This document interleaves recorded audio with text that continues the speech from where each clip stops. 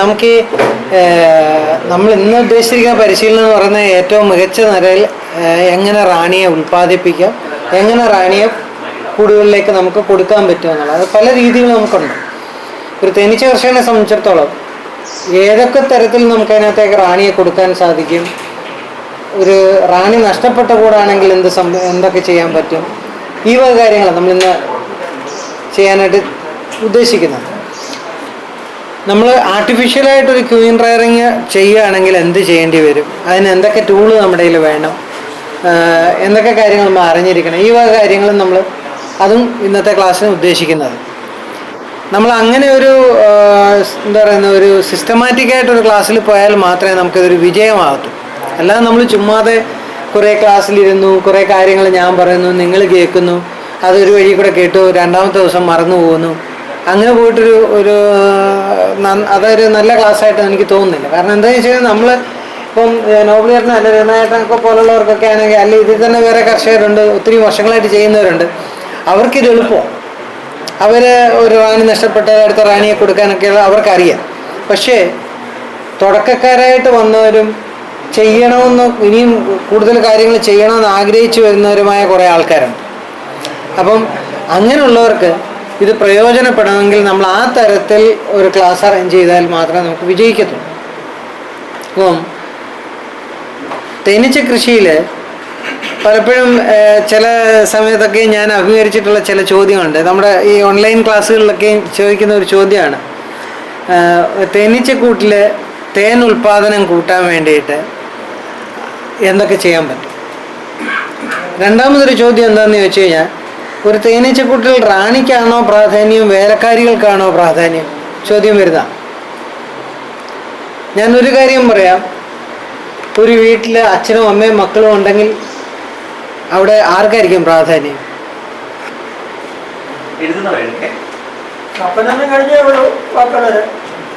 ഇല്ലേ? മക്കളോ?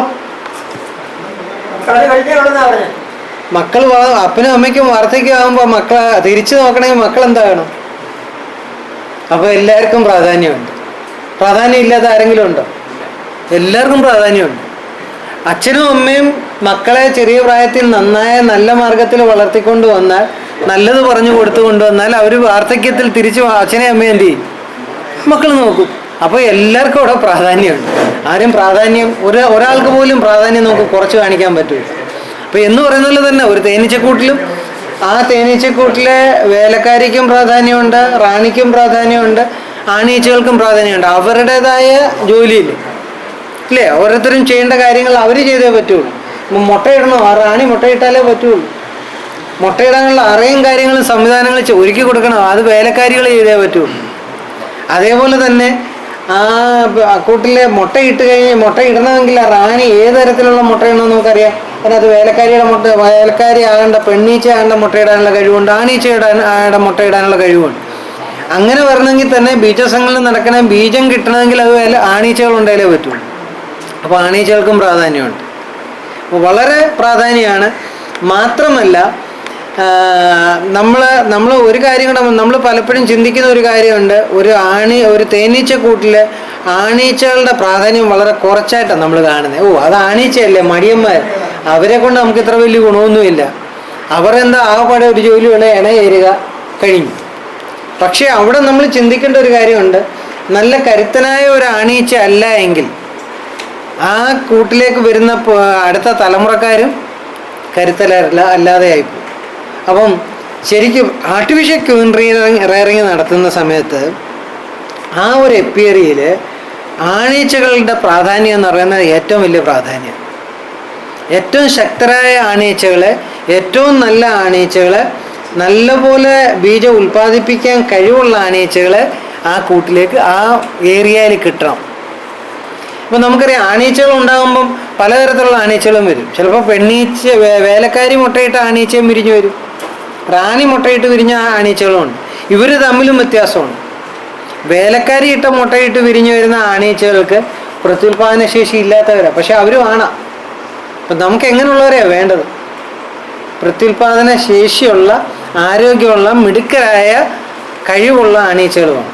അപ്പം അങ്ങനെ വരുമ്പോൾ ഞാൻ എൻ്റെ ഈ സർവീസിനിടയിൽ ആർട്ടിഫിഷ്യൽ ക്യൂൻ റെയറിങ് പഠിച്ച സമയത്ത് എനിക്ക് മനസ്സിലാക്കാൻ പറ്റിയ കാര്യം, എന്നെ പഠിപ്പിച്ച എൻ്റെ അധ്യാപകർ പറഞ്ഞു തന്നിട്ടുള്ള ഒരു കാര്യം എനിക്ക് മനസ്സിലായിട്ടുള്ളത് എന്താണെന്ന് ചോദിച്ചു കഴിഞ്ഞാൽ, ഒരു എപ്പിയറിയിൽ ശക്തരായ ആണീച്ചകളെ കൂടെ കൊടുക്കണം എന്ന് പറയാറുണ്ട്. മാത്രമല്ല അപ്പം ആണീച്ചകൾക്കവിടെ പ്രാധാന്യമുണ്ട്. അതേ സമയത്ത് തന്നെ അതേ അധ്യാപകർ പഠിപ്പിച്ചു തന്ന സമയത്ത് പറഞ്ഞ ഒരു കാര്യമുണ്ട്, അതേ എപ്പിയറിയിൽ അല്ലെങ്കിൽ നമ്മൾ ആർട്ടിഫിഷ്യൽ ക്യൂൻ റെയറിങ് നടത്താൻ പോകുന്ന ആ ഹൈവിൽ, ആ കൂട്ടിനകത്ത് വളരെ ശക്തരായ പ്രായം കുറഞ്ഞ വേലക്കാരി തേനീച്ചകളും വേണം.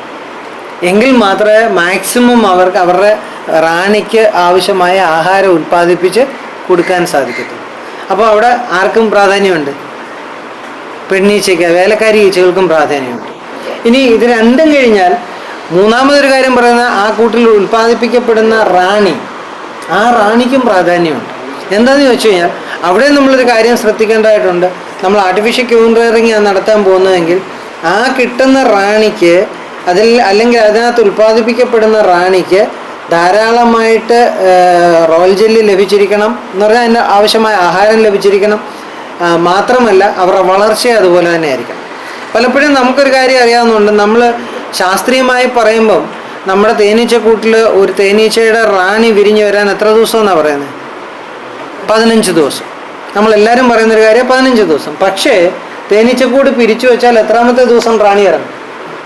10 അല്ല 11 അല്ല 12 ഇപ്പം സാധാരണ 12, ചിലപ്പോൾ 10 തന്നെ ഇറങ്ങുന്നവരുണ്ട്. അതുകൊണ്ട് നമ്മളെന്താ ചെയ്യുന്നത്? 8ാമത്തെ ദിവസം കൂട് പരിശോധിച്ച് നോക്കും. അതിൽ നമുക്ക് ആവശ്യമുള്ള റാണിയെ റാണി സെല്ലിനെ അവിടെ നിലനിർത്തിയിട്ട് ബാക്കിയുള്ളതിനെ നമ്മൾ എടുത്ത് മാറ്റുകയാണ് ചെയ്യുന്നത്. അതുകൊണ്ട് തന്നെ നമുക്കറിയാം, ഇപ്പം രാധാകൃഷ്ണനും നോവലേട്ടനൊക്കെ അറിയാവുന്നൊരു കാര്യമുണ്ട്, നമ്മളൊരു തേനീച്ചക്കൂട് പിരിച്ചു വെച്ചാൽ എത്രാമത്തെ ദിവസം റാണി സെല്ല് എടുത്ത് മറ്റൊരു കൂട്ടി കൊടുക്കും? 8 അല്ലെങ്കിൽ 9.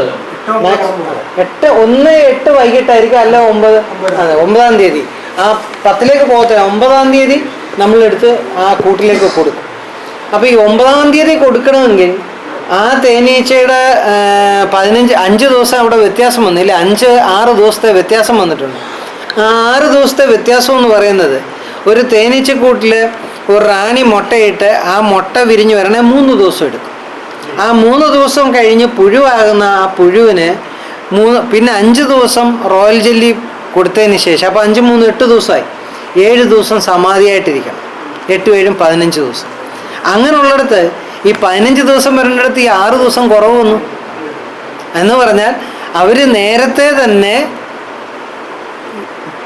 വേലക്കാരിയാകേണ്ട ഒരു പുഴുവായതിനു ശേഷം റോയൽ ജെല്ലി കൊടുത്തുകൊണ്ടിരുന്ന 3 ദിവസം പ്രായം കഴിഞ്ഞ് 4ാമത്തെ ദിവസത്തിലേക്ക് എത്തിയ ഒരു പുഴുവിനെ അവരെടുത്തു വെച്ചു എന്ന് അതിൻ്റെ അർത്ഥം അല്ലേ? അപ്പം അങ്ങനെയെങ്കിൽ 3 ദിവസം കഴിഞ്ഞാൽ 4ാമത്തെ ദിവസം വേലക്കാരിയാകേണ്ട പുഴുവിന് അവരെന്ത് കൊടുക്കാൻ തുടങ്ങും? റോയൽ ജെല്ലി അല്ല, അവർ ബീ ബ്രെഡ് കൊടുക്കാൻ തുടങ്ങും. അങ്ങനെ തുടങ്ങിയ ഒരു പുഴുവിനെ എടുത്തു വെക്കുന്നതെങ്കിൽ ഈ ബീ ബ്രെഡ് കൊടുക്കുന്നതോടുകൂടി അവളുടെ ശരീരത്തിലെ ജുവനൈൽ ഹോർമോണിൻ്റെ അളവിൽ വ്യത്യാസം വന്നിട്ട് അവളുടെ ആന്തരിക അവയവങ്ങളുടെ വളർച്ചയിൽ മുരടിച്ച് സംഭവിച്ചിട്ടാണ് അവൾ ആരായി മാറുന്നത്? വേലക്കാരിയായിട്ട് മാറുന്നത്. അപ്പോൾ അങ്ങനെ ബീ ബ്രെഡ് എന്ന് പറയുന്നത് നമ്മുടെ പൂമ്പൊടിയും തേനും വെള്ളവും കൂടെ കലർത്തി വെച്ചതാണ്. അതൊരു മഞ്ഞ പോലൊരു കളർ, മഞ്ഞ. ഏത്? അത് ശരിക്കും എടുത്ത് ഫീഡ് ചെയ്യുക ചെയ്യുന്നത്. നമ്മൾ റോയൽ ജെല്ലി നിറയ്ക്കുന്ന പോലെ നിറയ്ക്കുകയല്ല ചെയ്യുന്നത്, അതിന് ഫീഡ് ചെയ്യുക ചെയ്യുന്നത്. നമ്മുടെ വേലക്കാരികൾ എടുത്ത് ഫീഡ് ചെയ്ത് കൊടുക്കുക. സമാധി ആകുന്നിടം വരെ ഫീഡ് ചെയ്യുക. അതുകൊണ്ടാണ് നമ്മൾ പറയുന്നത്, അതായത് വൻതേനീച്ചയിൽ പ്രോഗ്രസീവ് പ്രൊവിഷനിങ്ങും നമ്മുടെ ചെറുതേനീച്ചയിൽ മാസീവ് പ്രൊവിഷനിങ്ങും. ഇത് വലിയൊരു തർക്ക വിഷയത്തിൽ കിടക്കുന്ന ഒരു വിഷയമാണ്. മാസീവ് പ്രൊവിഷനിങ് എന്ന് പറയാം, അതായത് ചെറുതേനീച്ചയുടെ വേലക്കാരിയാകേണ്ട ഈച്ചയായാലും ആണീച്ചയാകേണ്ട പുഴുവായാലും റാണിയാകേണ്ട പുഴുവാണെങ്കിലും അതിനുള്ള ആഹാരം എന്താണെന്ന് അവർ മുൻകൂട്ടി നിശ്ചയിച്ച് ആവശ്യമുള്ള ആഹാരം മുഴുവൻ അറയിൽ നിറച്ചിട്ട് അതിലേക്കാണ് റാണി പോയി മുട്ടയിടുന്നത് ചെറുതേനീച്ചയിൽ. എന്ന് പറഞ്ഞാൽ ആവശ്യമുള്ള ആഹാരം മുഴുവൻ നിറച്ചു. അപ്പം അവർ കാലേ കൂട്ടി തന്നെ തീരുമാനിച്ചു ഈ പണിയുന്ന അറ എന്ന് പറയുന്നത് റാണിക്ക് വേണ്ടിയിട്ടുള്ള അറയാണ് എന്ന് അവർ വലിപ്പം കൂടി ഒരു അറയാണ് പണിത് വെക്കുന്നെങ്കിൽ ചെറുതേനീച്ചക്കൂട്ടിലെ വേലക്കാരികൾ ഏത് ആഹാരം കൊണ്ട് നിറയ്ക്കും? റോയൽ ജെല്ലി മാത്രം കൊണ്ട് നിറയ്ക്കും. എന്നിട്ട് അതിനകത്തേക്ക് മുട്ടയിടുക ചെയ്യുന്നത്, എന്നിട്ട് അങ്ങ് അടച്ചു വെക്കും. പക്ഷേ നേരെ തിരിച്ചാണ് നമ്മുടെ വൻതേനീച്ചയിൽ, നമ്മുടെ സെറാനയിൽ എന്താ ചെയ്യുന്നത് ചോദിച്ചു കഴിഞ്ഞാൽ അറ പണിതു, അതിനുള്ളിൽ മുട്ടയോ അല്ലെ പുഴുവോ കൊണ്ടുവച്ചു. പുഴു വിരിഞ്ഞു വരുന്ന പുഴുവിന് ആവശ്യാനുസരണം റോയൽ ജെല്ലി നിറച്ചു കൊടുക്കും. അത് കഴിഞ്ഞ് റോയൽ ജെല്ലി കൊടുക്കേണ്ട ടൈം കഴിഞ്ഞാൽ അത് വേലക്കാരിയാകേണ്ട പുഴുവാണ് എങ്കിൽ അവൾക്ക് ബീ ബ്രെഡ് ഫീഡ് ചെയ്തുകൊണ്ടിരിക്കുക. അതാണ് നമുക്ക് കാണാൻ പറ്റുന്നൊരു കാര്യമുണ്ട്. വൻതേനീച്ചയുടെ കൂട് പിരിച്ചതിന് ശേഷം എടുത്ത് നോക്കിയാൽ റാണിസെല്ല് പണിതിരിക്കുന്ന ആ റാണിസെല്ലിനെ പൊതിഞ്ഞ് കുറേ വേലക്കാരി ഈച്ചകൾ ഇരിക്കുന്നതാണ്.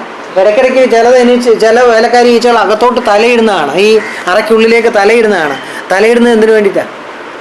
ഈ ഫീഡ് ചെയ്യാൻ വേണ്ടിയിട്ട്. അവരുടെ ആ പ്രൊബോസിസ് ഉപയോഗിച്ച് ഫീഡ് ചെയ്ത് കൊടുക്കുക ചെയ്യുന്നത്, അല്ലാതെ അവർക്ക് കൊണ്ടങ്ങ് നിറയ്ക്കത്തില്ല. അപ്പം വളർന്ന് ആ പുഴു സി ഷേപ്പിലിരിക്കും. അത് വളർന്ന് നൂറിന് ഷേപ്പിലെത്തി. പിന്നെ അത് വളർന്ന് ഏകദേശം അതിന് ചിറകൊക്കെ മുളയ്ക്കുന്ന ആ ഒരു സ്റ്റേജിൽ, അതായത് അതിൻ്റെ ആ പ്യൂപ്പ സ്റ്റേജിലേക്ക് വരുന്നതിന് മുൻപേ വരെ അവരിങ്ങനെ ഫീഡ് ചെയ്തുകൊണ്ടിരിക്കുക ചെയ്യുന്നത്. അപ്പം നിറയ്ക്കുന്നില്ല, അതുകൊണ്ട് നമുക്ക് അതിനകത്ത് കാണാൻ പറ്റില്ല. എന്നാൽ അത് കുഞ്ഞായിട്ടിരിക്കുന്ന സമയത്ത് ഇവർ ഓരോരുത്തരും കൊണ്ട് അങ്ങ് റോയൽ ജെല്ലി ഫീഡ് ചെയ്യുക ചെയ്യുന്നത്. അങ്ങനെ റോയൽ ജെല്ലി ഫീഡ് ചെയ്യുന്നതുകൊണ്ടാണ് നമുക്ക് അതിനകത്ത് കാണാൻ പറ്റുന്നത്. കുറച്ച് റോയൽ ജെല്ലി നമുക്ക് കാണാൻ പറ്റും എന്ന് പറഞ്ഞാൽ മാത്രമല്ല, ആ സമയത്ത് കുറച്ച് സ്പേസ് ഉണ്ട് അതിനകത്ത്. എന്നാൽ ഈ പുഴു വളർന്ന് വരുമ്പോൾ പിന്നെ സ്പേസ് ഇല്ല. അപ്പോൾ പിന്നെ ഇവിടെ അവരെ നമുക്ക് സാറി വെച്ച് ചോദ്യം ഇപ്പോൾ മനസ്സിലാക്കി കാണുമല്ലോ, അതിനകത്ത് നമുക്ക് കാണാൻ പറ്റില്ല. അതാ കാര്യം. അങ്ങനെ കാണുവാണെങ്കിൽ നമുക്കത് എടുക്കണ്ടെന്ന് വെക്കാം. കാണുന്നില്ല, അവിടെയാണ് വിഷയം. അപ്പം ഞാൻ പറഞ്ഞു വന്നത് എന്താണെന്ന് ചോദിച്ചു കഴിഞ്ഞാൽ, ഫീഡിങ് ചെയ്തുകൊണ്ടിരുന്ന ഒരു പുഴുവിനെ അതിനെ എടുത്തു വെച്ചുകൊണ്ട് അതിനെ റാണിയാക്കാനുള്ള ശ്രമം നടത്തുമ്പോൾ, അങ്ങനെ റാണിയാക്കി വരുമ്പോൾ നമ്മൾ ഉദ്ദേശിച്ച തരത്തിലുള്ള കഴിവുള്ള ആരോഗ്യമുള്ള ഒരു റാണിയെ കിട്ടാൻ സാധ്യത വളരെ കുറവായിരിക്കും.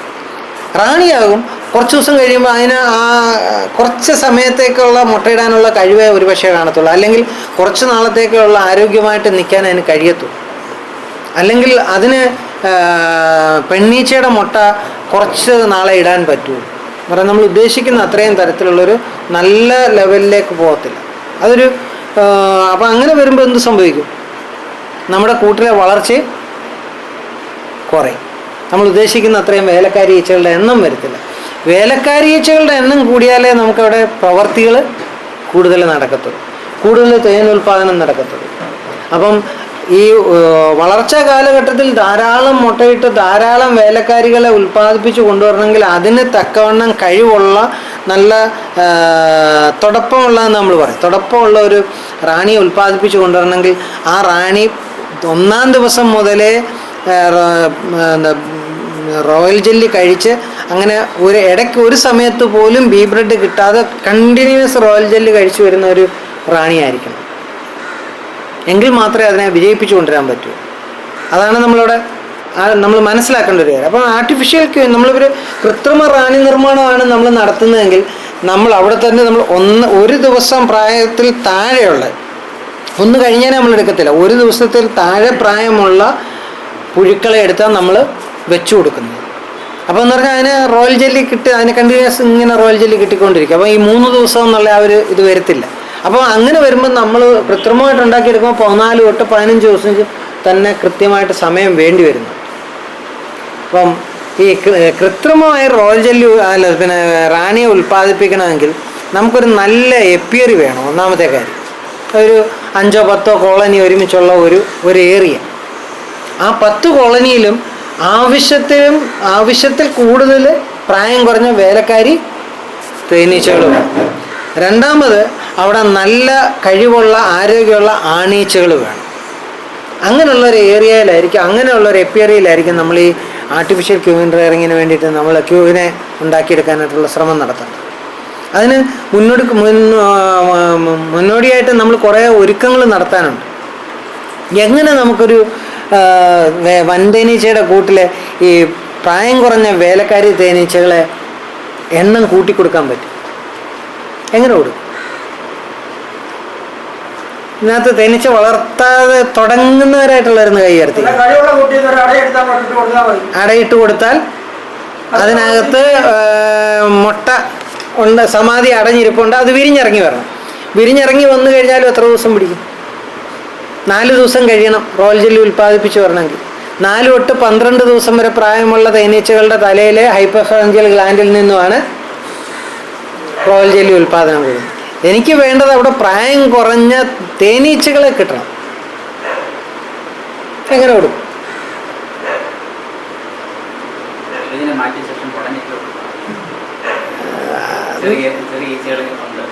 അതെങ്ങനെ ജോസറെ, എങ്ങനെ ആ ചെറിയ തേനീച്ചകളെ എങ്ങനെ നമുക്ക് കണ്ടെത്താൻ പറ്റും? തിരിച്ചറിയാം. അവിടെയാണ് നമ്മുടെ ഒരു കണക്കെന്ന് പറയുന്നത്. അതായത് നമുക്കറിയാം 21 ദിവസം പ്രായം വരെ വേലക്കാരി തേനീച്ചകൾക്ക് കൂടിന് പുറത്തു പോകാൻ അനുവാദമില്ല. അപ്പൊ അങ്ങനെയെങ്കിൽ നമ്മളെടുത്ത് കുടഞ്ഞാലും പറന്നു പോകാത്തവരാരാ? പ്രായം കുറഞ്ഞവരാ. അപ്പം നമ്മൾ അടയെടുത്തൊന്ന് കുടഞ്ഞാൽ പറന്നു പോകാതെ അതേ അള്ളിപ്പിടിച്ചിരിക്കുന്നവർ മുഴുവനും പ്രായം കുറഞ്ഞാൽ. അങ്ങനെയുള്ള ഈച്ചകളെ എവിടെ കൊണ്ട് കൊടുക്കണം? കൂട്ടിലാക്കി കൊടുക്കണം. അപ്പോൾ കുടഞ്ഞാൽ പറന്നു പോകാം. അവരെ ഇനി എങ്ങനെ തിരിച്ചറിയാമെന്ന് ചോദിച്ചു കഴിഞ്ഞാൽ, പ്രായപൂർത്തിയാകുന്നതോടുകൂടി ആ വേലക്കാരി തേനീച്ചയുടെ ചിറകിൻ്റെ നിറം സുതാര്യമായി മാറും. നല്ല ഗ്ലാസ് പോലെ സുതാര്യമായിരിക്കും. പ്രായം കുറഞ്ഞ വേലക്കാരി തേനീച്ചയുടെ ചിറക് നിങ്ങൾ ഇനിയും കൂട് തുറക്കുമ്പോൾ ശ്രദ്ധിക്കുക, പുകയടിച്ച പോലെ ഇരിക്കും, മങ്ങിയിരിക്കും. അങ്ങനെ നമുക്ക് അവരെ രണ്ടുപേരും തിരിച്ചറിയാൻ പറ്റും. അപ്പോൾ അങ്ങനെ പ്രായം കുറഞ്ഞ വേലക്കാരി തേനീച്ചകളെ കുടഞ്ഞ് നമ്മളൊരു കൂട്ടിൽ തന്നെ പല കൂട്ടിൽ നിന്നുകൊണ്ട്, ഇനി അങ്ങനെ പല കൂട്ടിൽ നിന്ന് കൊണ്ടുവരുമ്പോൾ നമ്മൾ നേരത്തെ പഠിച്ചിട്ടുണ്ട്, പല കൂട്ടിലെയും റാണിമാരുടെ മണം പലതാണ്. അതുകൊണ്ട് അവരെന്ത് ചെയ്യും? ആ കടിപിടി കൂടും, ഇല്ലേ?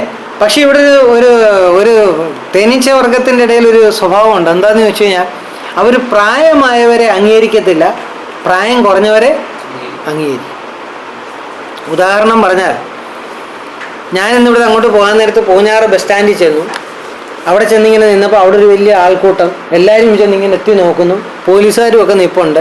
കുറേ ആൾക്കാരൊക്കെ ഇവിടെ, പ്രത്യേകിച്ച് ഇലക്ഷൻ കൂടെ ആയതുകൊണ്ട് കുറച്ചേറെ ആൾ കൂടിയിട്ടുണ്ട്. ഞാനും ചെന്ന് എത്തി നോക്കിയപ്പോൾ എന്തോ സംഭവം എന്ന് ചോദിച്ചു കഴിഞ്ഞാൽ, അവിടെ ആ ബസ് സ്റ്റോപ്പിൽ ഒരു കൊച്ചു കുഞ്ഞിനെ, ഒരു പെൺകുഞ്ഞ് അവിടെ കിടക്കുന്നു. ജനിച്ചിട്ട് ഒരു 2, 3, 4 ദിവസം ആയതേ ഉള്ളൂ. ആരോ കൊണ്ട് കളഞ്ഞിട്ട് പോയതാണ്. എല്ലാവരോടും ഞാനും ചോദിച്ചു, ആർക്കും അറിയത്തില്ല. അപ്പം ചിലരൊക്കെ ചോദിച്ചു, നിങ്ങൾക്ക് വേണോ എന്നൊക്കെ അങ്ങോട്ടും ഇങ്ങോട്ടും ചോദിക്കുന്നുണ്ട്. ആരും ഒന്നും പറഞ്ഞു. അവസാനം ഞാൻ പറഞ്ഞു, എനിക്ക് വേണം, ഞാൻ എടുത്തുകൊണ്ട് പൊക്കോട്ടെ എന്ന് ചോദിച്ചു. അപ്പോൾ പോലീസുകാർ പറഞ്ഞു, ഇത് വലിയ കുലുമാലൊക്കെ ഉള്ള കാര്യമാണ്, ഇടയ്ക്കിടയ്ക്ക് ശിശുക്ഷേമ സമിതിയുടെ ആൾക്കാരോ കോടതിയൊക്കെ പറഞ്ഞാൽ നിങ്ങൾ കുഞ്ഞിനെ ഹാജരാക്കേണ്ടി വരും. എന്നാലും സാരമില്ല, പെൺകുഞ്ഞാണേലും അവർ എൻ്റെ മോടെ കൂടെ അങ്ങ് വളർന്നോട്ടെ എന്ന് പറഞ്ഞ് ഞാൻ എല്ലാവരുടെയും കൂടെ സമ്മതപ്രകാരം ഞാൻ അങ്ങനെ വീട്ടിലങ്ങ് കൊണ്ടുപോയി. അവിടെ കൊണ്ടുവരുന്നപ്പോൾ എൻ്റെ ഭാര്യ ചോദിച്ചു, അപ്പോൾ ഞാൻ പറഞ്ഞിങ്ങനെ ബസ് സ്റ്റാൻഡിൽ കിടന്ന് കിട്ടിയ ഒരു കുഞ്ഞാണ്, കണ്ടപ്പോൾ കളഞ്ഞിട്ട് വരാൻ തോന്നിയില്ല, അതുകൊണ്ട് ഞാൻ എടുത്തുകൊണ്ട് പോരുന്നതാണ്, നമുക്ക് വളർത്താമെന്ന് പറഞ്ഞു. ആ ശരിയെന്ന് പറയും.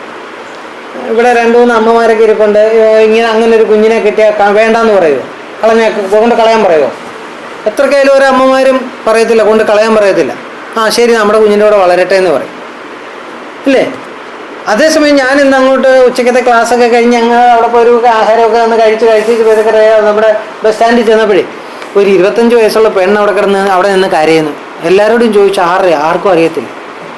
അപ്പോൾ ആരെങ്കിലും കുറേ പേര് പറഞ്ഞു, നിങ്ങൾക്ക് വേണോ? അവസാനം ഞാൻ പറഞ്ഞാൽ എന്നാൽ എനിക്ക് തന്നേരം എന്ന് പറഞ്ഞു. അതിനെ വിളിച്ചോണ്ട് ഞാൻ വീട്ടിൽ ചെന്നാലോ? ഇതാണ് തേനീച്ചക്കൂട്ടിൽ സംഭവിക്കുന്നത്. പ്രായമുള്ളവരെ അവർ സ്വീകരിക്കത്തില്ല, പ്രായം കുറഞ്ഞവരെ, കുഞ്ഞുങ്ങളെ സ്വീകരിക്കും. അപ്പോൾ അതുകൊണ്ട് നമുക്കിങ്ങനെ കുടഞ്ഞു കൊടുത്താൽ, പ്രായം കുറഞ്ഞ വേലക്കാരി തേനീച്ചകളെ കുടഞ്ഞു കൂട്ടിലേക്ക് കൊടുത്ത് 21 ദിവസം കഴിഞ്ഞവർ അവർ പറന്നു. കാരണം അവർക്ക് പറക്കാനുള്ള അനുവാദമുണ്ട്. അതറിയണമെങ്കിൽ നമുക്ക് നമ്മുടെ തേനീച്ചക്കൂടിൻ്റെ വാതിലിൽ ഉച്ചയ്ക്കൊരു 4 മണി 3 മണി 4 മണി സമയത്ത് ചെന്ന് നോക്കിയാൽ കുറേ ഈച്ചകൾ ഇങ്ങനെ പറക്കുന്നതാണ്, ഇങ്ങനെ പറന്നുകൊണ്ടിരിക്കും. അത് കുറേ സമയം അവിടെ പറന്നേച്ച് ഇവരങ്ങ് അകത്ത് കയറും. അത് ഈ കൊച്ചു കുഞ്ഞുങ്ങളാണ്, അവർക്ക് ദൂരോട്ട് പോകാനുള്ള അനുവാദമില്ല. അവരാ പറക്കൽ പരിശീലനം നടത്തുന്ന വാതിൽ എന്നിട്ടങ്ങ് അകത്ത് കയറും. അതേസമയം പറക്കാൻ അനുവാദമുള്ളവർ പറന്ന് ദൂരെ പോകും. അപ്പം നമുക്ക് ഒരു തേനീച്ചക്കൂട്ടിലേക്ക് പ്രായം കുറഞ്ഞ വേലക്കാരി തേനീച്ചകളുടെ എണ്ണം കൂട്ടണമെങ്കിൽ അങ്ങനെ നമുക്ക് കൂട്ടിക്കൊടുക്കാം. അങ്ങനെ മാക്സിമം പ്രായം കുറഞ്ഞ വേലക്കാരി തേനീച്ചകളുടെ എണ്ണം കൂട്ടിയതിന് ശേഷം വേണം നമ്മൾ അതിനകത്ത് എന്ത് ചെയ്യാൻ, ഒരു കൃത്രിമ റാണിയെ സൃഷ്ടിക്കാനുള്ള പരിപാടികൾ ചെയ്യാൻ. എങ്കിൽ മാത്രമേ നമ്മൾ വെച്ചു കൊടുക്കുന്ന കൃത്രിമ അറയിൽ ഇല്ല, സമയം എടുക്കുന്നില്ല. നമ്മൾ അന്നേരം തന്നെ അറകൾ ഉണ്ടാക്കി, നമ്മൾ കൃത്രിമമായ അറയുണ്ടാക്കി നമ്മൾ തന്നെ അതിനകത്തേക്ക് പുഴുവിനെ എടുത്തു വെച്ച് കൊടുക്കുക ചെയ്യുന്നത്. അതിന് നമുക്കൊരു ഡിപ്പിംഗ് റോഡ് വേണം, ഒന്നാമത്തെ കാര്യം. അതായത് ഈ കൃത്രിമ അറ ഉണ്ടാക്കാൻ വേണ്ടി നല്ല ശുദ്ധമായ നമ്മുടെ തേനീച്ചയുടെ നല്ല മെഴുക് വേണം. ആ നല്ല മെഴുകെന്ന് പറഞ്ഞാൽ നല്ല കളറ് ഉള്ള, നല്ല ഡാർക്ക് ആകാത്ത നല്ല മെഴുക്. ആ നല്ല മെഴുകിനെ തന്നെ നമ്മളൊരു 3, 4, 5 പ്രാവശ്യം ഉരുക്കി അരിച്ചെടുത്തതായിരിക്കണം. അങ്ങനെ ഉരുക്കി എടുക്കുമ്പോൾ അങ്ങ് ഓവർ ടൈം അങ്ങ് നമ്മൾ തിളപ്പിച്ച് അങ്ങ് ചെയ്യേണ്ട. ഒന്ന് ജസ്റ്റ് നമുക്കറിയാം 62 ഡിഗ്രി സെൻറ്റിഗ്രേഡിൽ നമ്മുടെ തേനീച്ചയുടെ മെഴുകിൻ്റെ മെൽറ്റിംഗ് പോയിന്റ് വരുന്നത്. അപ്പോൾ 62 ഡിഗ്രി എത്തുമ്പോൾ തന്നെ ഉരുകിയ ഉടനെ തന്നെ നമ്മൾ നല്ല കണ്ണിയെടുപ്പമുള്ള തുണിയിൽ കൂടെ ഇതിനെ അരിച്ച് തണുത്ത വെള്ളത്തിലേക്ക് ഒഴിച്ച് വെച്ച് അനക്കാതെ വെച്ച് കനീഭവിച്ചത് ഉറഞ്ഞു കഴിയുമ്പോൾ ഇതൊക്കെ ഇളക്കിയെടുത്ത് അതിൻ്റെ അഴുക്കൊക്കെ ഉണ്ടെന്ന് ചിരണ്ടിക്കളഞ്ഞ് വീണ്ടും അതിനെ ഒന്ന് വെയിലത്ത് വെച്ച് അതിനകത്ത് വെള്ളം വറ്റിച്ച് വീണ്ടും 2 ദിവസം കഴിഞ്ഞ് അതുപോലെ തന്നെ വീണ്ടും ഒന്നുകൂടി ഉരുക്കി അങ്ങനെ ഒരു 3-4 പ്രാവശ്യം ചെയ്ത് എടുത്തു കഴിഞ്ഞാൽ നമ്മുടെ ആ മെഴുകിന് തന്നെ നല്ലൊരു കളറായിരിക്കും. ആ മെഴുക് വേണം നമുക്ക് എന്ത് ചെയ്യാൻ നമുക്ക് ഈ കൃത്രിമ അറ ഉണ്ടാക്കാൻ വേണ്ടി.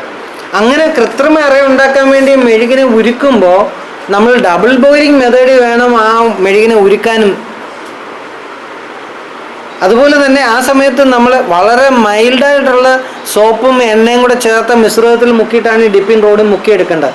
എന്നിട്ട് നമുക്ക് കിട്ടുന്ന ക്യാപ്സൂൾ പോലിരിക്കുന്ന അല്ലെങ്കിൽ നമ്മൾ ഉണ്ടാക്കുന്ന കൃത്രിമ അറ ഒരു 5-10 പ്രാവശ്യമെങ്കിലും നല്ല ശുദ്ധമായ വെള്ളത്തിൽ കഴുകി അതിനകത്തെ സോപ്പിൻ്റെ എണ്ണയുടെ മയം കളഞ്ഞിരിക്കണം. അങ്ങനെ കൃത്യമാക്കി എടുത്ത ആ കൃത്രിമ അറകൾ നമ്മൾ നമ്മുടെ ഫ്രെയിമിലേക്ക് പിടിപ്പിച്ചു കൊടുത്തിട്ട് അതിലേക്ക് വേണം നമ്മൾ റൂം ടെമ്പറേച്ചറിൽ നമ്മുടെ തേനീച്ചക്കൂട്ടിൽ നിന്ന് സി ഷേപ്പിൽ വളഞ്ഞിരിക്കുന്ന, അതായത് സി ഷേപ്പിൽ വളഞ്ഞിരിക്കുക എന്ന് പറഞ്ഞാൽ 1 ദിവസം പ്രായമേ ഉള്ളൂ. ആ സി ഷേപ്പിന് വ്യത്യാസം വന്ന് ഇച്ചിരിയുടെ നൂർന്ന് വന്നു കഴിഞ്ഞാൽ അതിൻ്റെ അർത്ഥം 2-ാം ദിവസം ആയിന്ന്. അപ്പോൾ ആ സി ഷേപ്പിലിരിക്കുന്ന പുഴുവിനെ വളരെ പ്രായം കുറഞ്ഞ 1 ദിവസം പ്രായമായ പുഴുവിനെ നമ്മൾ തന്നെ ഗ്രാഫ്റ്റിംഗ് നീഡിൽ ഉപയോഗിച്ച് പെട്ടെന്ന് കോരി നമ്മൾ ഈ അറയിലേക്ക് വെച്ചിട്ട് നമ്മുടെ കൂട്ടിലേക്ക് വെച്ചു കൊടുത്താണ് നമ്മൾ പുതിയ നമ്മൾ കൃത്രിമമായിട്ട് റാണി സെൽ ഉണ്ടാക്കുന്നത്. അതിന് പകരമാണ് നമ്മളൊക്കെ ചെയ്യുന്നത് നമ്മൾ പിരിച്ചു വെച്ചിട്ട് അതിനകത്ത് നിന്ന് കിട്ടുന്ന റാണി സെല്ല് 8ാമത്തെ അല്ല 9ാമത്തെ ദിവസം എടുത്ത് നമ്മൾ നമ്മുടെ ആവശ്യമുള്ള മറ്റു കൂട്ടിലേക്ക് കൊടുക്കുന്നു. എങ്ങനെ കോരി എടുക്കുമ്പോഴാണോ ചോദിക്കുന്നത്? ഇല്ലേ, അതിനൊക്കെ കുറച്ച് മാർഗങ്ങളുണ്ട്. അതെന്താ അല്ല, നമുക്ക് നീഡിൽ വാങ്ങിക്കാൻ കിട്ടും, ഗ്രാഫ്റ്റിംഗ് നീഡിൽ വാങ്ങാൻ കിട്ടും. ഇതാണ് നമ്മുടെ ഗ്രാഫ്റ്റിംഗ് നീഡിൽ എന്ന് പറയുന്നത്. ഈ ഗ്രാഫ്റ്റിംഗ് നീഡിലിൻ്റെ ഈ തുമ്പെന്ന് പറയുന്നത് നമ്മുടെ കോഴിയുടെ തൂവലിൻ്റെ അത്രയും പോലും കട്ടിയില്ല, അങ്ങനത്തെ ഒരു സാധനം.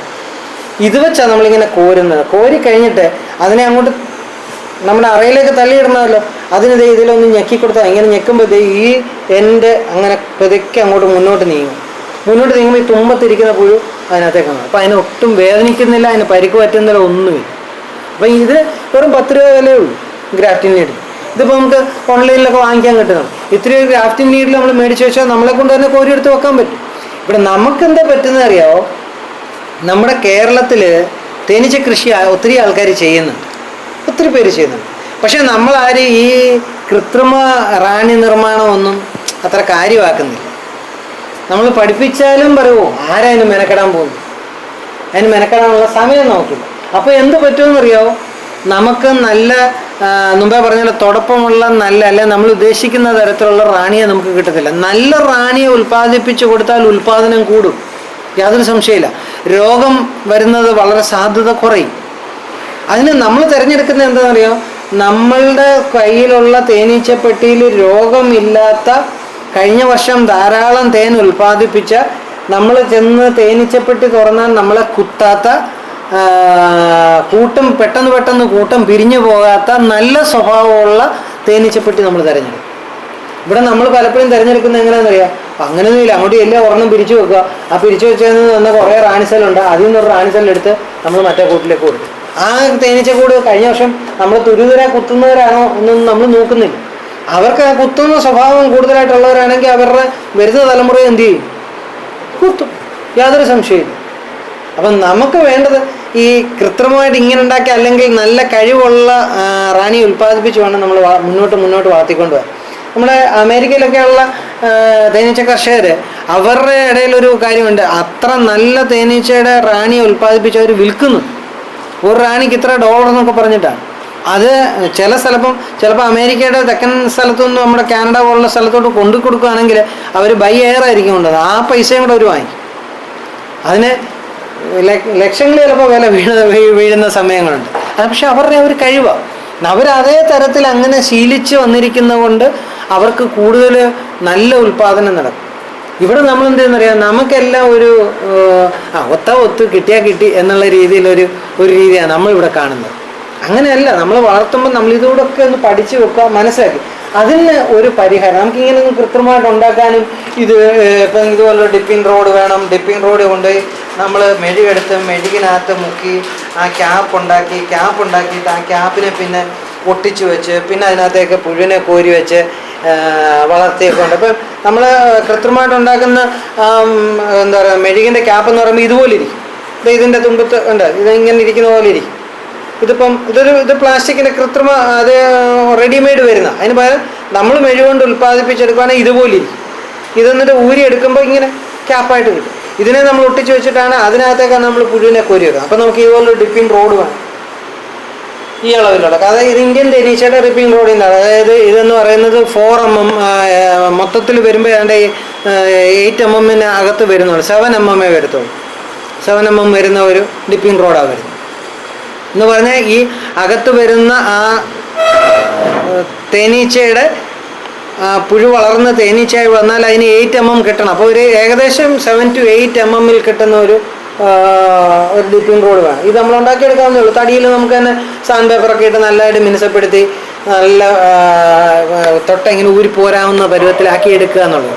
അപ്പോൾ ഇത് വേണം, ഇതുണ്ടാക്കണം, പിന്നെ ഇത് കോരി വെക്കണം. ഇതിനൊക്കെയുള്ള എളുപ്പം ഒരു മാർഗം നമ്മൾ കണ്ടെത്തിയിരിക്കുന്ന ഒരു മാർഗം എന്താ പറയുക, നമ്മളെപ്പോഴും പറയാറുണ്ട്, നമ്മൾ വളർത്തുന്ന തേനീച്ചപ്പെട്ടിയിലെ അടയിൽ തന്നെ അടയുടെ താഴ്ഭാഗം നമ്മൾ കുറച്ച് മുറിച്ച് കളഞ്ഞ് അവരെ കൊണ്ട് തന്നെ അട കെട്ടിച്ച്, അന്നേരം മുറിച്ച് കളയുമ്പോൾ അതിൻ്റെ ബാക്കി എന്ത് ചെയ്യും, ആ മുറിച്ചെടുത്തും താഴോട്ട് കെട്ടും. അതെല്ലാം നമുക്ക് എല്ലാവർക്കും അറിയാവുന്നൊരു കാര്യം. ഇപ്പം നമ്മളൊരു തേനീച്ചപ്പെട്ടിയുടെ അട എടുത്ത് വെച്ച് അതിൻ്റെ ആ തേനും പഞ്ചസാര പാനി ഇരിക്കുന്ന താഴെ വെച്ച് അങ്ങ് മുറിച്ച് കളയുക.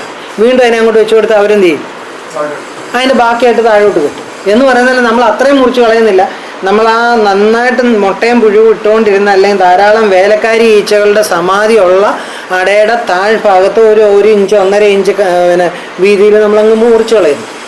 മുറിച്ച് കളഞ്ഞാൽ അതെന്ത് ചെയ്യും, അവിടെ നിന്ന് അവർ താഴോട്ട് അവരൊരു 2 ദിവസം 2.5 ദിവസം മതി. പക്ഷേ എന്ത് കൊടുത്തിരിക്കണം, തീറ്റ കൊടുത്തിരിക്കണം, നല്ലപോലെ ഫീഡിങ് വേണം. അങ്ങനെ ഫീഡിങ് കൊടുക്കുമ്പോൾ ആ ഫീഡിങ്ങിനെ 1:1 എന്ന തോതിൽ വേണം നമ്മൾ ഉണ്ടാക്കിയിരിക്കാൻ. അതായത് 1 കിലോ പഞ്ചസാരയ്ക്ക് 1 ലിറ്റർ വെള്ളം ചേർത്ത് തന്നെ ഉള്ള ഫീഡിങ് വേണം കൊടുക്കാൻ. നമ്മൾ മഴക്കാലത്ത് കൊടുക്കുന്നത് എങ്ങനെയാണ്, 1:0.75. കാരണം ഇച്ചിരി കട്ടി കൂട്ടി നമ്മൾ കൊടുക്കണം. പക്ഷേ തേനീച്ചയിൽ മെഴുക് ഉൽപ്പാദിപ്പിക്കണമെങ്കിൽ അവർക്ക് ജലാംശത്തിൻ്റെ അളവും കൂടെ കൂടുതലായിട്ട് വേണം. അതുകൊണ്ടാണ് നമ്മൾ 1:1 മാറുന്നത്. അങ്ങനെ നമ്മൾ കൃത്യമായിട്ട് അതിന് ആഹാരം കൊടുത്ത് ആഹാരം കഴിക്കുമ്പോൾ അവരുടെ മെഴുഗ്രന്ഥിയിൽ നിന്ന് മെഴുക് ഉൽപ്പാദിപ്പിക്കപ്പെട്ട് ആ മെഴുക് കൊണ്ട് അവർ അറകൾ പണിത് ആ അറയ്ക്കുള്ളിൽ അപ്പോൾ പുതിയ അറ വരും. പുതിയ അറകൾ വരുമ്പോൾ ആ പുതിയ അറകളിലെല്ലാം തന്നെ റാണി ചെന്ന് പരിശോധന നടത്തും. ആ പരിശോധന നടത്തിയിട്ട് നല്ല അറയാണെന്നും അല്ലെങ്കിൽ അറയുടെ വ്യാപ്തമൊക്കെ കറക്റ്റാണെന്ന് അവർക്ക് ബോധ്യപ്പെട്ടാൽ ആ അറയിലേക്ക് അവരെന്ത് ചെയ്യും, മുട്ടയിടും. അങ്ങനെ മുട്ടയിട്ട് അപ്പം നമ്മൾ ഇന്ന് മുറിച്ച് വെച്ചു.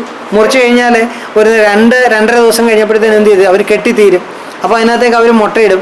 മുട്ടയിട്ടാൽ എത്ര ദിവസം മുട്ടയായിട്ടിരിക്കും, 3 ദിവസം മുട്ടയായിട്ടിരിക്കും. അപ്പം 5-6 ദിവസം, ഈ 6ാമത്തെ ദിവസം വരത്തക്കൊണ്ടാണ് നമ്മൾ പിരിക്കുന്നത് എങ്കിൽ, അതായത് നമ്മളിത് കട്ട് ചെയ്ത് കഴിഞ്ഞിട്ട് 6ാമത്തെ ദിവസമാണ് നമ്മൾ പിരിക്കുന്നതെങ്കിൽ ആ നമ്മൾ പിരിച്ചു കഴിഞ്ഞപ്പോൾ ആ കട്ട് ചെയ്ത് പുതുതായിട്ട് പണിത ആ അടയുടെ താഴ്ഭാഗത്തുനിന്ന് അവർ റാണിസെല്ല് കിട്ടുകയും ആ റാണിസെല്ലിനകത്ത് ഏത് മുട്ട എടുത്ത് വെക്കും, ആ 3 ദിവസം പ്രായമായ മുട്ടത്തിന് എടുത്ത് എന്നാൽ പിറ്റേ ദിവസം ആര് വിരിയും, ആ മുട്ട വിരിഞ്ഞ് പുഴുവാകും. അന്ന് മുതൽ അവരെന്ത് കൊടുക്കും, റോയൽ ജെല്ലി കൊടുക്കാൻ തുടങ്ങും. എന്ന് പറഞ്ഞാൽ നമ്മൾ ഈ കൃത്രിമമായി അറകൾ വെച്ച് കൊടുക്കുന്നതിന് പകരം അവരെ കൊണ്ട് ഇങ്ങനെ ചെയ്യിച്ച് നല്ല തുടപ്പമുള്ള നല്ല റാണിസെല്ല് കെട്ടിക്കാൻ പറ്റും. 6-ാം ദിവസം നമ്മൾ പിരിക്കാം. ഇന്ന് മുറിച്ചാൽ നമുക്ക് 6-ാമത്തെ ദിവസം നമുക്ക് പിരിക്കാം. അങ്ങനെ ചെയ്യുമ്പം ചില വിദേശ രാജ്യങ്ങളിലൊക്കെ നമ്മൾ കണ്ടിട്ടുണ്ട്. ചില സ്ഥലങ്ങളിൽ അവർ ഈ അട കട്ട് ചെയ്യുമ്പോൾ അവർ നിരപ്പിന് കട്ട് ചെയ്യുന്നതിന് പകരം ഇങ്ങനെ സ്പൈറൽ ഷേപ്പിൽ കട്ട് ചെയ്യും. അപ്പോൾ ഈ സ്പൈറൽ ഷേപ്പിൽ കട്ട് ചെയ്യുമ്പോൾ ഈ ഓരോ മുറിപ്പാട്ടിൽ നിന്നും അവരെന്ത് ചെയ്യും, താഴോട്ട് കെട്ടാൻ തുടങ്ങും. അപ്പം കൂടുതൽ ഏരിയ കിട്ടും. അപ്പം കൂടുതൽ ഏരിയ കിട്ടുമ്പോൾ അത്രയും കൂടുതൽ മുട്ടയും പുഴുക്കളയും കിട്ടും. അപ്പം അതിൽ നിന്ന് അവർക്ക് ശക്തി. നമുക്കറിയാം, നമ്മൾ നോക്കുമ്പോൾ നമ്മളത്ര വലിയ കാര്യമൊന്നും ആകത്തില്ല. ഇപ്പം കല്യാണം ആലോചിച്ച് പോകുമ്പോൾ ഇപ്പം മോള് പിന്നെ എന്താ പറയുന്നത് MSc വരെ പഠിച്ചിട്ടുണ്ട്. പക്ഷെ അവിടെ ചെന്ന് ഒരു ചെറുക്കനെ ആലോചിച്ച് നോക്കിയപ്പോൾ അവൻ ഗവൺമെൻറ് ഉദ്യോഗസ്ഥനാണ്. മോൾ MSc വരെ പഠിച്ചാലും വേണ്ട, സാരമില്ല, ഗവൺമെൻറ് ഉദ്യോഗസ്ഥനല്ലേ, അങ്ങ് പിടിച്ച് എന്നാൽ കല്യാണം അങ്ങ് ആലോചിച്ചേക്കാം, നടക്കട്ടെ എന്ന് വിചാരിക്കും. പക്ഷേ ചെറുക്കന് ചില സ്വഭാവദൂഷ്യങ്ങളൊക്കെ ഉണ്ട്, അതൊന്നും നമ്മൾ അന്വേഷിക്കാൻ പോകത്തില്ല. പക്ഷേ തേനീച്ചക്കൂട്ടിലൊന്നുമല്ല. ഇനി MSc അല്ല, ആ ചെറുക്കൻ ഇനിയും ഡോക്ടറേറ്റ് ഉള്ളവനാണെന്ന് പറഞ്ഞാലും തേനീച്ചക്കൂട്ടിലാണെങ്കിൽ അവരെന്ത് ചെയ്യുക, അവരാദ്യം നോക്കും അവൻ കൊള്ളാമോ, നല്ലവനാണോ ഇല്ലയോ എന്ന് നോക്കുന്ന കൂട്ടത്തിലാണ്. അപ്പം എന്ന് പറഞ്ഞാൽ അവർ വളരെ ശ്രദ്ധാപൂർവം ഏറ്റവും നല്ല ആരോഗ്യമുള്ള പുഴുവാണോ എന്ന് നോക്കിയിട്ട് അതിനെ അവരെടുക്കാൻ ശ്രമിക്കുന്നത് എപ്പോഴും. അങ്ങനെയുള്ള പുഴുവിനെ അവർ വളർത്തിക്കൊണ്ട് വരുന്നു. അപ്പം നമുക്ക് അതിനാവശ്യമായ മുട്ടയും പുഴുവും വരത്തക്കൊണ്ടുള്ള അറകൾ ഉണ്ടാക്കിക്കുക എന്നുള്ളതാണ് നമ്മളുടെ ജോലി. അങ്ങനെ കിട്ടുന്ന റാണി സെൽ എടുത്ത് വേണം നമുക്ക് എന്ത് ചെയ്യാൻ, നമ്മളുടെ മറ്റു കൂട്ടുകളിലേക്ക്. അപ്പം അങ്ങനെ കൊടുക്കുമ്പോഴും നമ്മൾ കട്ട് ചെയ്ത് കൊടുക്കാൻ പറ്റും. ഇനിയും വേറൊരു കാര്യം കൂടെ നമ്മൾ ശ്രദ്ധിക്കേണ്ട ഒരു കാര്യമുണ്ട്. ഇപ്പോൾ അത് ആരും അത്ര വലിയ കാര്യമൊന്നും ആക്കത്തില്ല. എല്ലാവരും അതൊക്കെ ചുമ്മാ പറയുന്നത്, അതിൻ്റെ ഒന്നും ആവശ്യമില്ല എന്ന് പറഞ്ഞ് തള്ളിക്കളയുന്നൊരു കാര്യമാണ്.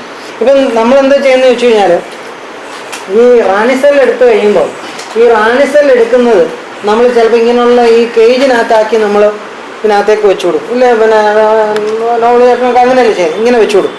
ഇങ്ങനെ വെച്ച് കൊടുക്കുമ്പോൾ അവിടെയും നമുക്കൊരു വലിയ തമാശയുണ്ട്. ചിലരെടുത്ത് ഇങ്ങനെ വെച്ചു പെട്ടിക്കുള്ളിൽ ഇങ്ങനെ വെക്കും, ആ മുകളിലോട്ട് ഇങ്ങനെ വെച്ചേക്കും. ഒരിക്കലും അങ്ങനെ വെക്കാൻ പാടില്ല.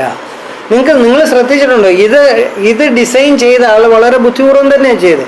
ആരായിരുന്നു ഈ ഡിസൈൻ ചെയ്തതെന്ന് എനിക്കറിയത്തില്ല. പക്ഷെ ആ ഡിസൈൻ ചെയ്ത ആൾ നല്ല തലമണ്ടയുള്ള ഒരു വ്യക്തി തന്നെയാണ്. ആ ആളിത് ഡിസൈൻ ചെയ്ത് എങ്ങനെയാണെന്ന് ചോദിച്ചാൽ, നമ്മുടെ തേനീച്ചപ്പെട്ടിയിലെ 2 ഫ്രെയിമിൻ്റെ ഇടയ്ക്ക് ഇങ്ങനെ വെക്കാനാണ്. അത് ഇവിടെ 2 ചെറിയ പ്രൊജക്ഷൻ ഉണ്ട്, ശ്രദ്ധിച്ച് നോക്കിയാൽ കാണാം ഈ സൈഡിൽ. ഈ പ്രൊജക്ഷൻ നമ്മുടെ 2 ഫ്രെയിമിൻ്റെ അപ്പുറത്തേയും ഇപ്പുറത്തേയും തടിയൽ മുട്ടി നിൽക്കും. അതുകൊണ്ട് ഇത് താഴോട്ട് വീഴത്തില്ല. ഇങ്ങനെ വെച്ച് കൊടുത്തു കഴിഞ്ഞാൽ ഇതിനകത്തിരിക്കുന്ന റാണി സെൽ എങ്ങനെ ഇരിക്കണം, നമ്മളുടെ തേനീച്ചക്കൂട്ടിൽ നിന്ന് എടുക്കുന്ന സെല്ല് ഏത് തരത്തിലാണോ നമ്മുടെ തേനീച്ചപ്പെട്ടിയിൽ ഇരിക്കുന്നത് എന്ന് പറഞ്ഞാൽ താഴോട്ട് ഇങ്ങനെയല്ലേ ഇരിക്കുന്നത്, ആ ഷേപ്പിൽ തന്നെ എന്ത് ചെയ്യണം, ഇതിനകത്ത് ഇരിക്കണം. ഇതിനകത്ത് വെച്ചിട്ട് വേണം നമ്മൾ അടച്ചു കൊടുക്കാൻ. ഇത് ഇങ്ങനെ തന്നെ ഇരിക്കണം. മാത്രമല്ല ഇതിനകത്തുനിന്ന് വരുന്ന റാണി വിരിഞ്ഞിറങ്ങുമ്പോൾ അവൾ എങ്ങോട്ട് ഇറങ്ങണം, താഴോട്ടിറങ്ങണം. നമ്മൾ ഇങ്ങനെ വെച്ചിരിക്കുന്നെങ്കിലോ തിരശ്ചീനമായിട്ട് ഇറങ്ങും. എപ്പോഴും പൂകുരുത്ത ആകർഷണത്തിന് വിപരീതമാകാതെ അതിന് തുലനമായിട്ട് തന്നെ താഴോട്ട് തന്നെ ഇറങ്ങണം. അങ്ങനെയുള്ള റാണിമാർക്കായിരിക്കും ആരോഗ്യം കൂടുതൽ. ഇതൊന്നും നമ്മൾ ശ്രദ്ധിക്കത്തില്ല. നമ്മുടെ തേനീച്ച കർഷകർ ഇതൊന്നും ശ്രദ്ധിക്കാതെ എങ്ങനെയെങ്കിലും ഞങ്ങൾക്ക് കുറച്ച് റാണിമാരെ കിട്ടണം, അത് പുതിയ കൂട്ടിലേക്ക് കൊടുക്കണം, പിരിച്ചു വെക്കണം, അതിനെ അവിടെ കൊണ്ടുവെക്കണം, കുറച്ച് തേൻ കിട്ടണം, അടുത്ത വർഷം പിന്നെ അടുത്ത വർഷം, അത്ര കാര്യം.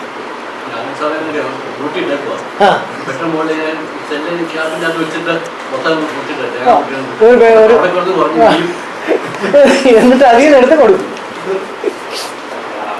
നമ്മളിത്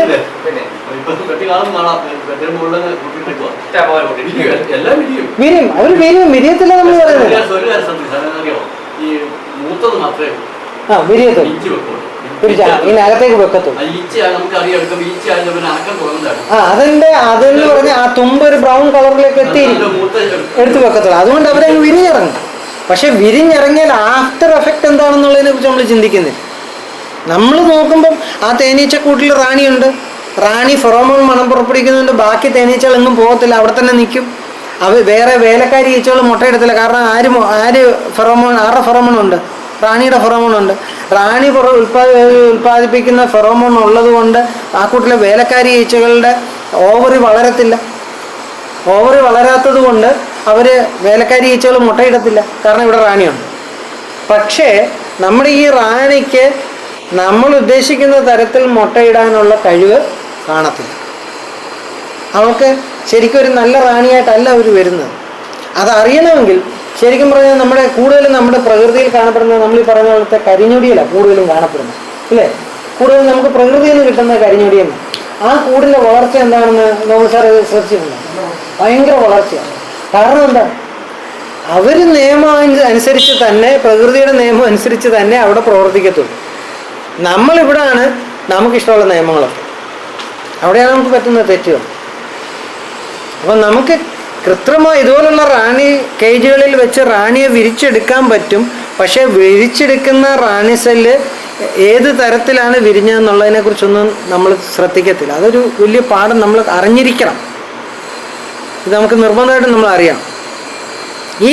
ഇങ്ങനെ നമുക്ക് കൃത്രിമമായ റാണി സെൽ ഉണ്ടാക്കുമ്പോൾ ആ റാണി സെൽ ഉണ്ടാക്കിയതിനെ നമുക്ക് എന്തിനങ്ങനെ റാണി സെൽ ഉണ്ടാക്കുന്നത് വെച്ചാൽ നമുക്ക് റോയൽ ജെല്ലി ഉൽപ്പാദനത്തിനാണ് മെയിനായിട്ട്. ഇതേപോലുള്ള കൂടുതൽ സെല്ലുകൾ വെച്ച് കൊടുത്തിട്ട് അതിനകത്തേക്ക് നമ്മൾ കോരി വെച്ചു. നമ്മളിത് ഇതിനകത്തേക്ക് വെച്ചു, പുഴുക്കളെ വെച്ച് കൊടുത്തു. 72 മണിക്കൂർ കഴിയുമ്പോൾ ഇതിനകത്തുനിന്ന് നമ്മൾ എന്ത് ചെയ്യും? ഇവർ താഴോട്ട് വളർത്തിക്കൊണ്ട് വരും പെട്ടെന്ന്.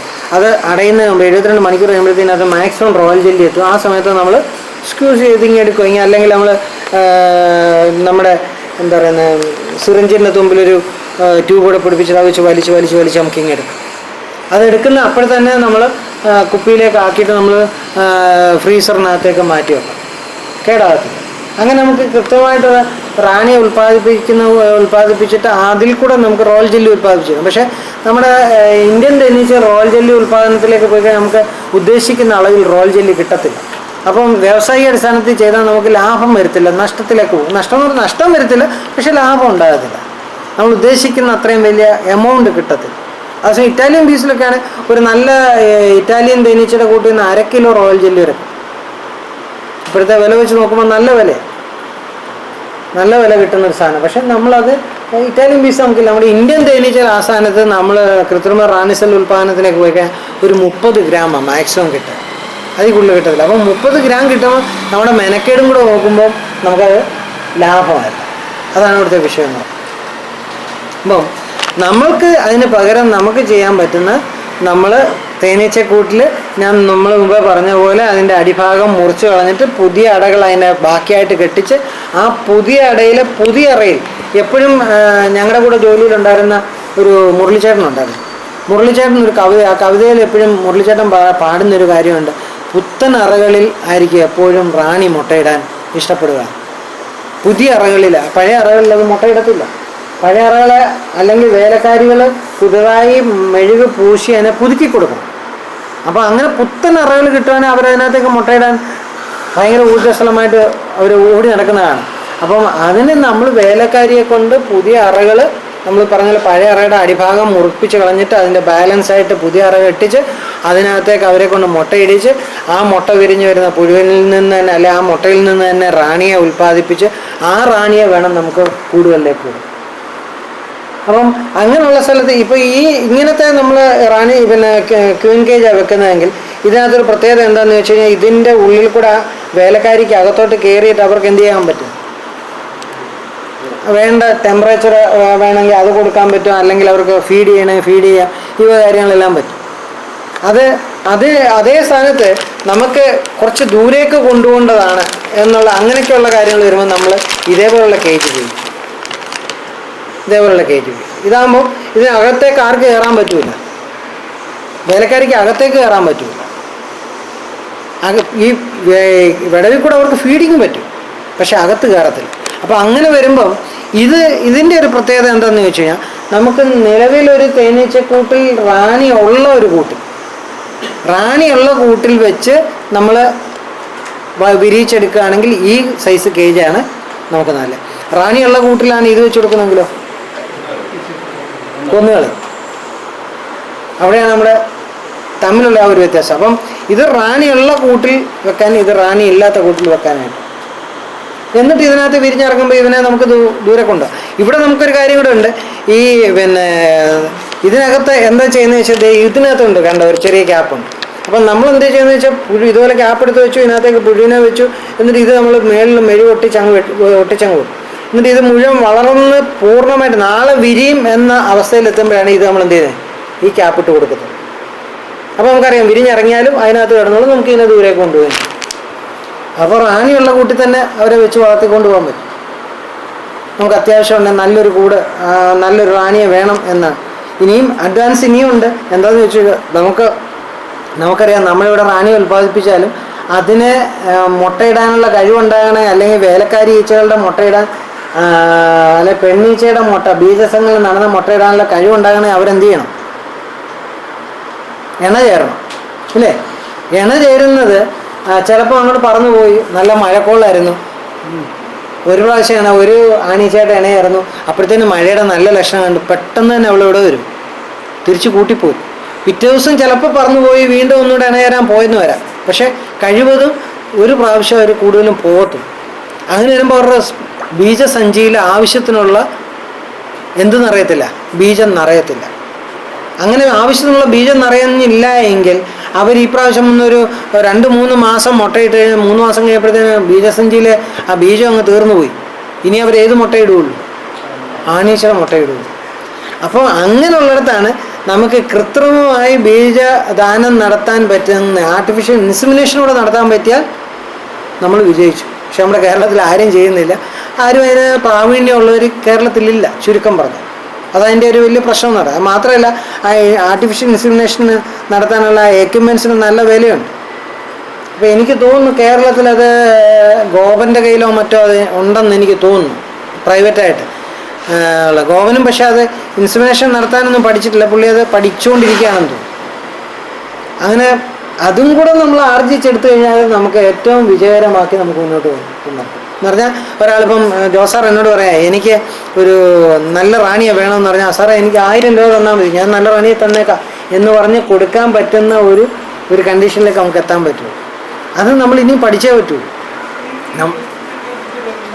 ഇതും റാണി കേജ് എന്ന് തന്നെ പറയുന്നത്. ഇത് നമ്മൾ ഓൺലൈനിൽ വരുത്തുമ്പം, ഓൺലൈനിൽ നോക്കുമ്പോൾ നമ്മൾ ആ പടം കണ്ടിട്ട് നമ്മൾ ബുക്ക് ചെയ്യുക എന്നുള്ളതേ ഉള്ളൂ. ചെറിയ 10 രൂപ 12 രൂപ അങ്ങോട്ട് വിലയേ ഉള്ളൂ, അത്രേ ഉള്ളൂ. വലിയ വിലയൊന്നും ഇന്നില്ല, നമുക്ക് വരുത്താവുന്നതേ. ഇത് നമുക്ക് ചെയ്യാം. അങ്ങനെ പ്രാക്ടീസ് ചെയ്ത് വന്നാലേ നല്ലൊരു തേനീച്ച കർഷകനാകാൻ പറ്റും. ഇവിടെ എല്ലാവരും, നമ്മളെല്ലാം, ഞാൻ ഉൾപ്പെടെ ഉള്ളവരെല്ലാം പഠിക്കുന്നുണ്ട്, ചെയ്യുന്നുണ്ട്, തേനീച്ച വളർത്തുന്നുണ്ട്. പക്ഷെ നമ്മൾ ഈ കാര്യത്തോടെ എടുക്കുമ്പോൾ നമ്മളെല്ലാവരും അങ്ങ് മാറി, എളുപ്പം, എല്ലാവർക്കും ധൃതിയാണ്. നമ്മളൊരു വീട്ടിലൊരു 4 കൂടെങ്കിലും വെച്ച് ഇത് പഠിച്ച് പരിശീലിച്ച് വന്നാൽ എളുപ്പമായി. ഒന്ന് ആലോചിച്ച് നോക്കി, പിന്നെ നോവലിനൊക്കെ ഒന്ന് ആലോചിച്ച്, പണ്ട് നമ്മൾ ഈ റാണിസെല്ല് മുറിച്ച് കൊടുക്കുന്ന പോലും തന്നെ കുറവായിരുന്നു. ഇപ്പം അഥവാ കൊടുക്കുവാണെങ്കിൽ തന്നെ നമ്മൾ കട്ട് ചെയ്തിട്ട് ഈർക്കലൊക്കെ ഒരുത്തിട്ടാണ് വെച്ചുകൊണ്ടിരുന്നത്. നമ്മുടെ തമ്പി സാറ് നമ്മുടെ 2 ഇഞ്ചിൻ്റെ പൈപ്പിന് കിഴുത്തയിട്ട് അതിനകത്ത് റാണിസെല്ല് വെച്ച് ഇതിന് പകരം തമ്പി സാർ അങ്ങനെ ഒരു സംഭവം തുടങ്ങിക്കഴിഞ്ഞപ്പോഴാണ് എല്ലാവർക്കും ബോധ്യമായതാണ് ഇത് നല്ല ഐഡിയ ആണല്ലോ. അങ്ങനെ വന്നപ്പോഴാണ് പിന്നീട് ഇതിലേക്ക് വരാൻ തുടങ്ങിയത്. അതുവരെയൊന്നും നമ്മുടെ ആൾക്കാരൊന്നും അതിന് തയ്യാറല്ല, വെറുതെ ചുമ്മാ ഈർക്കലെ കുത്തി അങ്ങോട്ട് വെക്കത്തേ ഉള്ളതായിരുന്നു. എന്നാലോചിച്ച് നോക്കിയാൽ അപ്പം ഒരാളതിന് തയ്യാറായതുകൊണ്ടല്ലേ. ആ കാര്യത്തിൽ തമ്പി സാറിനെയൊക്കെ നമ്മൾ നമിച്ചേ പറ്റുള്ളൂ. സാറ് ഒത്തിരി ഞാൻ ഓർക്കുന്നുണ്ട്, അത് തുടങ്ങുന്ന സമയത്ത് തമ്പി സാർ ആ റാണി കേജ് ഉണ്ടാക്കുന്ന സമയത്ത് ഈ 2 ഇഞ്ച് പൈപ്പ് അപ്പുറം ഇപ്പുറം എൻഡ് ക്യാപ്പ് ഇട്ട് അടച്ച് അതിന് കുറുകെ വെക്കാനായിട്ട്, നമ്മുടെ വെട്ടിക്കുള്ളിലേക്ക് വെക്കാനായിട്ട് കുറുകെ ഒരു കമ്പിയൊക്കെ ഇട്ട് സാറ് സാധനം ഉണ്ടാക്കിയ സമയത്ത് അതിനും ഈ പറഞ്ഞ നമ്മുടെ വേലക്കാരി ഈച്ചയ്ക്ക് ഉള്ളിൽ കയറി അവർക്ക് തീറ്റ കൊടുക്കാൻ പറ്റുന്ന കിഴുത്ത ഹോൾസ് വേണം.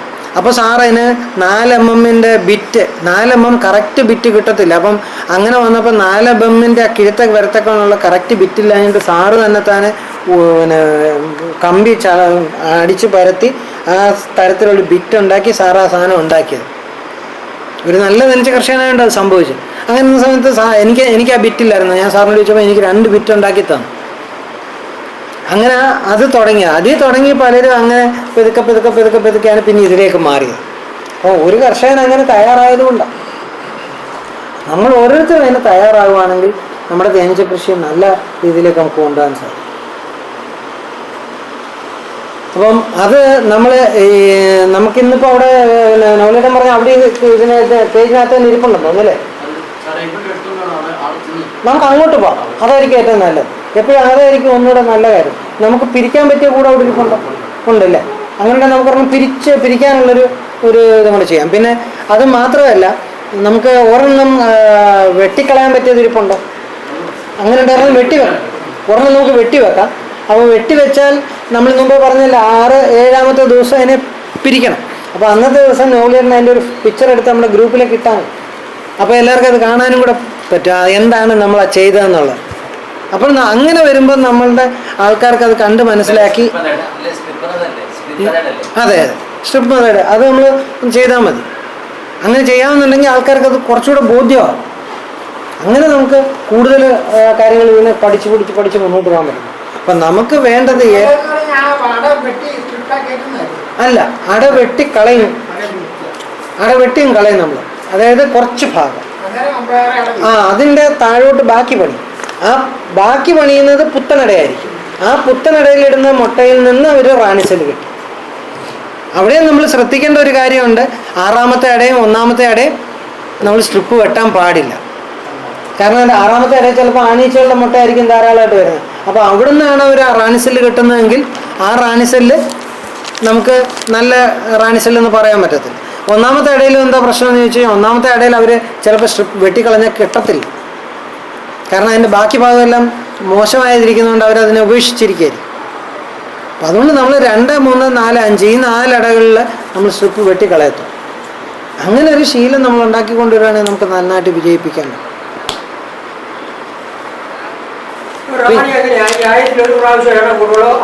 ഒറ്റ പ്രാവശ്യമുള്ളൂ. ഒരിക്കൽ ഇണ ചേർന്നാൽ അവരുടെ ബീജസഞ്ചിയിൽ പിന്നെ എന്താ പറയുന്നത് ബീജം നിറയുന്നതാണ് ആ കണക്ക്. ബീജം നിറഞ്ഞു കഴിഞ്ഞാൽ അവർ തിരിച്ചു പോകും. തിരിച്ചു വന്ന് കൂട്ടിൽ കയറി കഴിഞ്ഞാൽ പിന്നീട് അവർ ഒരിക്കൽ ഇണ ചേരാൻ പോകത്തില്ല. അവർ പിന്നെ കൂട്ടിൽ നിന്ന് പുറത്തിറങ്ങുന്ന കൂട് പിരിഞ്ഞു പോകാൻ. അപ്പോൾ 2ാമതൊരു ഇണചേരൽ അവർക്കില്ല. ഒറ്റ പ്രാവശ്യത്തെ ഇണചേരൽ. ഇനി ഒരു കാര്യം കൂടെ നമ്മുടെ തേനീച്ച കർഷകർ, എൻ്റെ അഭിപ്രായത്തിൽ നമ്മുടെ തേനീച്ച കർഷകർ ഏറ്റവും അത്യാവശ്യം ചെയ്യേണ്ടത് തുടക്കം മുതലേ പഠിച്ചു പോകേണ്ട ഒരു വിഷയമാണ്. എന്താണെന്നറിയാം? ക്യൂയിൻ മാർക്കിംഗ്. ഇവിടെ നമുക്കതില്ല. സിമ്പിളായിട്ട് നമുക്ക് ചെയ്യാം. നമുക്ക് ചെയ്യുന്ന കൂട്ടത്തിൽ അതുകൂടെ ചെയ്യാം. എങ്ങനെ ക്യൂവിനെ മാർക്ക് ചെയ്യാം? ക്യൂവിനെ മാർക്ക് ചെയ്ത് അതിന് പണ്ടൊക്കെ അത് ഭയങ്കര വിലയായിരുന്നു ആ മാർക്കറിന്. എനിക്കത് ലണ്ടനിൽ നിന്ന് എൻ്റെ ബ്രദറിലെ കൊണ്ട് തന്നെ ആ സമയത്തൊക്കെ നല്ല വില കൊടുത്തിട്ടാണ് പുള്ളി കൊണ്ട്. ഇപ്പോൾ അത് നമുക്ക് ഓൺലൈനിൽ ഇവിടെ ആമസോണിൽ കിട്ടുന്നു. ഒരു 200 രൂപ താഴെ വരുത്തുന്നു. അപ്പം മേടിച്ച് കഴിഞ്ഞാൽ നമുക്ക് മാർക്ക് ചെയ്ത് പോകാണെങ്കിൽ നമുക്കുള്ളൊരു ഗുണം എന്താ പറയുക? തേനീച്ചപ്പെട്ടി എടുക്കുമ്പോൾ ഈ ക്യൂവിനെ തപ്പി നടക്കേണ്ട കാര്യമില്ല. സെക്കൻഡ് കൊണ്ട് തന്നെ അതിനെ കണ്ടു കാര്യങ്ങളാണ്. മാത്രമല്ല നമ്മളെ കളർ കോഡ് ഉപയോഗിക്കുന്നതെങ്കിൽ ഈ വർഷം വെള്ളയാണെങ്കിൽ അടുത്ത വർഷം വേറൊരു കളറായിരിക്കും. അപ്പോൾ നമുക്കറിയാം എത്ര വർഷം പഴക്കമാണ്. ഓരോ വർഷം പഴക്കം എത്ര പ്രായമുള്ള റാണിയാണെന്നറിയാം. അതും കൂടെ അല്ല, അങ്ങനെ ചെയ്യുമ്പോൾ അവർ നിൽക്കത്തില്ലല്ലോ. അവരവിടെ നിന്ന് വരത്തില്ല. അവരുടെ തലയുടെ താഴെയുള്ള തൊറാക്സിലാണ് നമ്മൾ ചെയ്യേണ്ടത്. പക്ഷെ അവരവിടെ നിന്ന് തരാത്തതുകൊണ്ട് അവരെ നിർത്താനൊരു മാർഗമുണ്ട്. അതിന് നമ്മൾ ഉപയോഗിക്കുന്നത് ഇതെന്ന് പറയും, ക്രൗൺ എന്ന് പറയും. ഈ സാധനം ഒരു ചീപ്പ് പോലൊരു സാധനം ഉണ്ടല്ലേ, പല്ലുണ്ട്. ഇത് നമ്മൾ ആ അടയിൽ അങ്ങോട്ട് വെച്ചങ്ങ് അതിനെ അങ്ങ് ലോക്ക് ചെയ്ത് കഴിയുമ്പോൾ ഇതിന് മുകളിൽ കണ്ട ഇങ്ങനെ നെറ്റ് പോലെയാണ്. അപ്പം റാണി ഇതിനകത്ത് ഇതിനെ മുട്ടി നിൽക്കും. അതിൻ്റെ ആ തൊറാക്സ് ഇവിടെ മേളിൽ കിട്ടും. നമ്മൾ ഇതിൽ നിന്ന് എടുത്ത് മാർക്ക് ചെയ്യും. അതുകൊണ്ട് അതുകൂടെ നമുക്ക് കിട്ടും. അതിന് നമുക്ക് ഈ വർഷം എന്ന് പറയുന്നത് 2025 ബ്ലൂ ആണ്. 2022, 23, 24, 25 ബ്ലൂ വരും. ഏത്? ക്രൗൺ എന്ന് പറയും. ക്രൗൺ ഇത് ഉൾപ്പെടെയാണ് നമുക്ക് വാങ്ങിക്കാൻ കിട്ടും.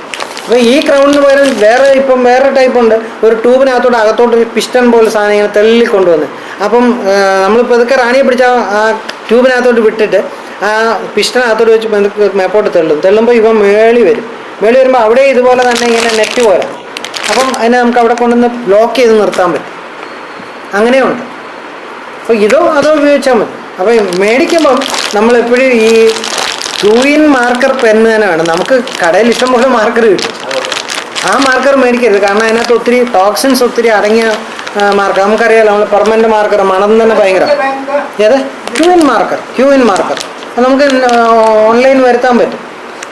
ഈ പോസ്കോ എന്ന് പറയുന്ന പോസ്കോയുടെ ഈ പിന്നെ ക്യൂൻ മാർക്കർ കൂടുതലുമുള്ള, അപ്പോൾ ഇവരുടെ യുണിക് എന്ന് പറയുന്ന ഒരു കമ്പനി ഉണ്ടല്ലോ, അവരുടെ ജാപ്പനീസ് ഇതാണ്. അപ്പോൾ ഈ മാർക്കർ വാങ്ങിച്ചത് ഇപ്പം നമുക്ക് ഈ വർഷം നമുക്ക് ഈ ബ്ലൂ എടുത്ത് നമുക്ക് മാർക്ക് ചെയ്യാം. അപ്പോൾ നമുക്ക് നോക്കാം, നമുക്ക് അവിടെ പോകുമ്പോൾ ഒരു 1-2 എണ്ണത്തിന് മാർക്ക് ചെയ്ത് വിടാം. അപ്പോൾ അതിൻ്റെ ഗുണം എന്താണെന്നുള്ളത് പെട്ടെന്ന് മനസ്സിലാവും. പിന്നെ അടുത്ത പ്രാവശ്യം വരുമ്പോൾ നമുക്ക് പഠിക്കാൻ എളുപ്പമാണ്. മാർക്കിങ് എങ്ങനെയാണെന്ന് പഠിക്കുകയും ചെയ്യാം. ഒന്നിൽ നമുക്ക് കയ്യിൽ പിടിച്ച്, ഇപ്പോൾ റാണിയെ കയ്യിൽ പിടിച്ചെടുക്കാമെന്നുണ്ടെങ്കിൽ പിടിച്ചുകൊണ്ട് അതിനെ പെതുക്കാൻ മുകളിൽ ഒന്ന് മാർക്ക് ചെയ്ത് വിടാം. എന്തോ എഴുതി വെക്കാം. ഡേറ്റ് അല്ല, നമുക്ക് ഇത് ഡേറ്റിനേക്കാൾ പ്രാധാന്യം ഇപ്പോൾ സാറിന് എനിക്കോ അല്ലെങ്കിൽ പിന്നെ കൂടുതൽ കാലം തേനീച്ച വളർത്തിയുള്ള ഒരാൾക്കോ പെട്ടെന്ന് റാണിയെ കണ്ടെത്താൻ ഭയങ്കര എളുപ്പമാണ്. പക്ഷെ പുതുതായി വരുന്ന തേനീച്ച കർഷകരെ സംബന്ധിച്ചിടത്തോളം അവർക്ക് റാണിയെ കണ്ടെത്തലാണ് ഏറ്റവും വലിയൊരു പ്രശ്നം. അപ്പം തേനീച്ചപ്പെട്ടി വിതരണം ചെയ്യുന്ന ആൾ തന്നെ മാർക്ക് ചെയ്താൽ കൊടുക്കുവാണെങ്കിലോ സിമ്പിളായി കാര്യം.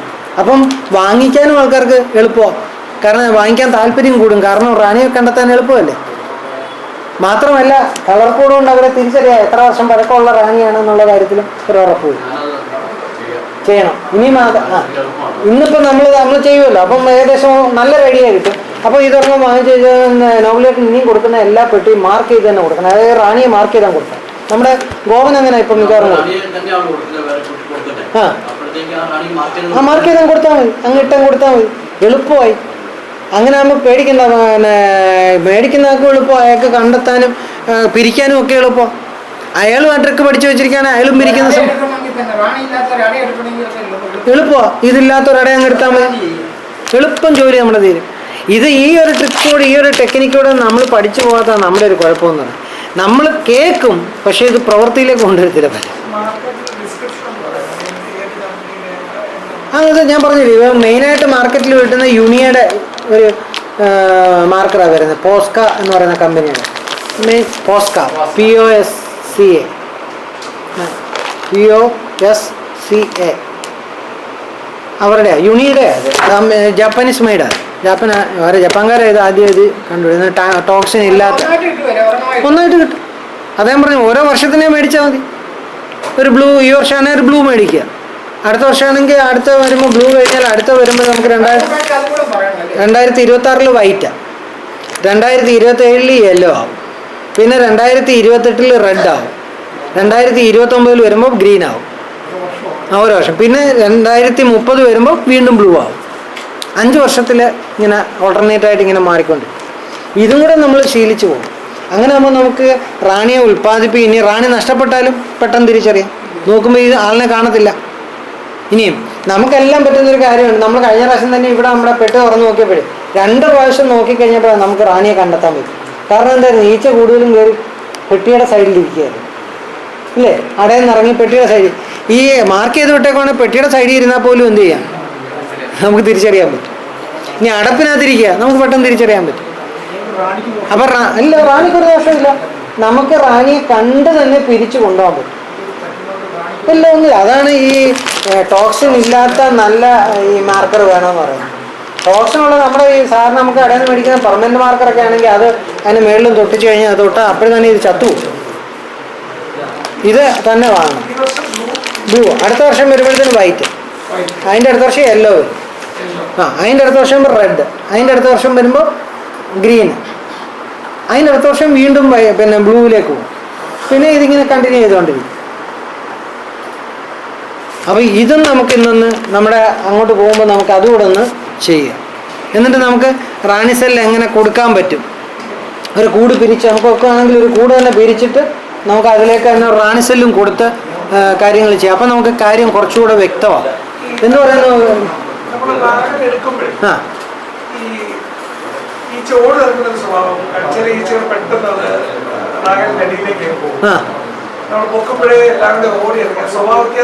അതെ അതെ, ഞാനൊന്ന് ഇരുന്നോട്ടെ, കുഴപ്പമില്ല.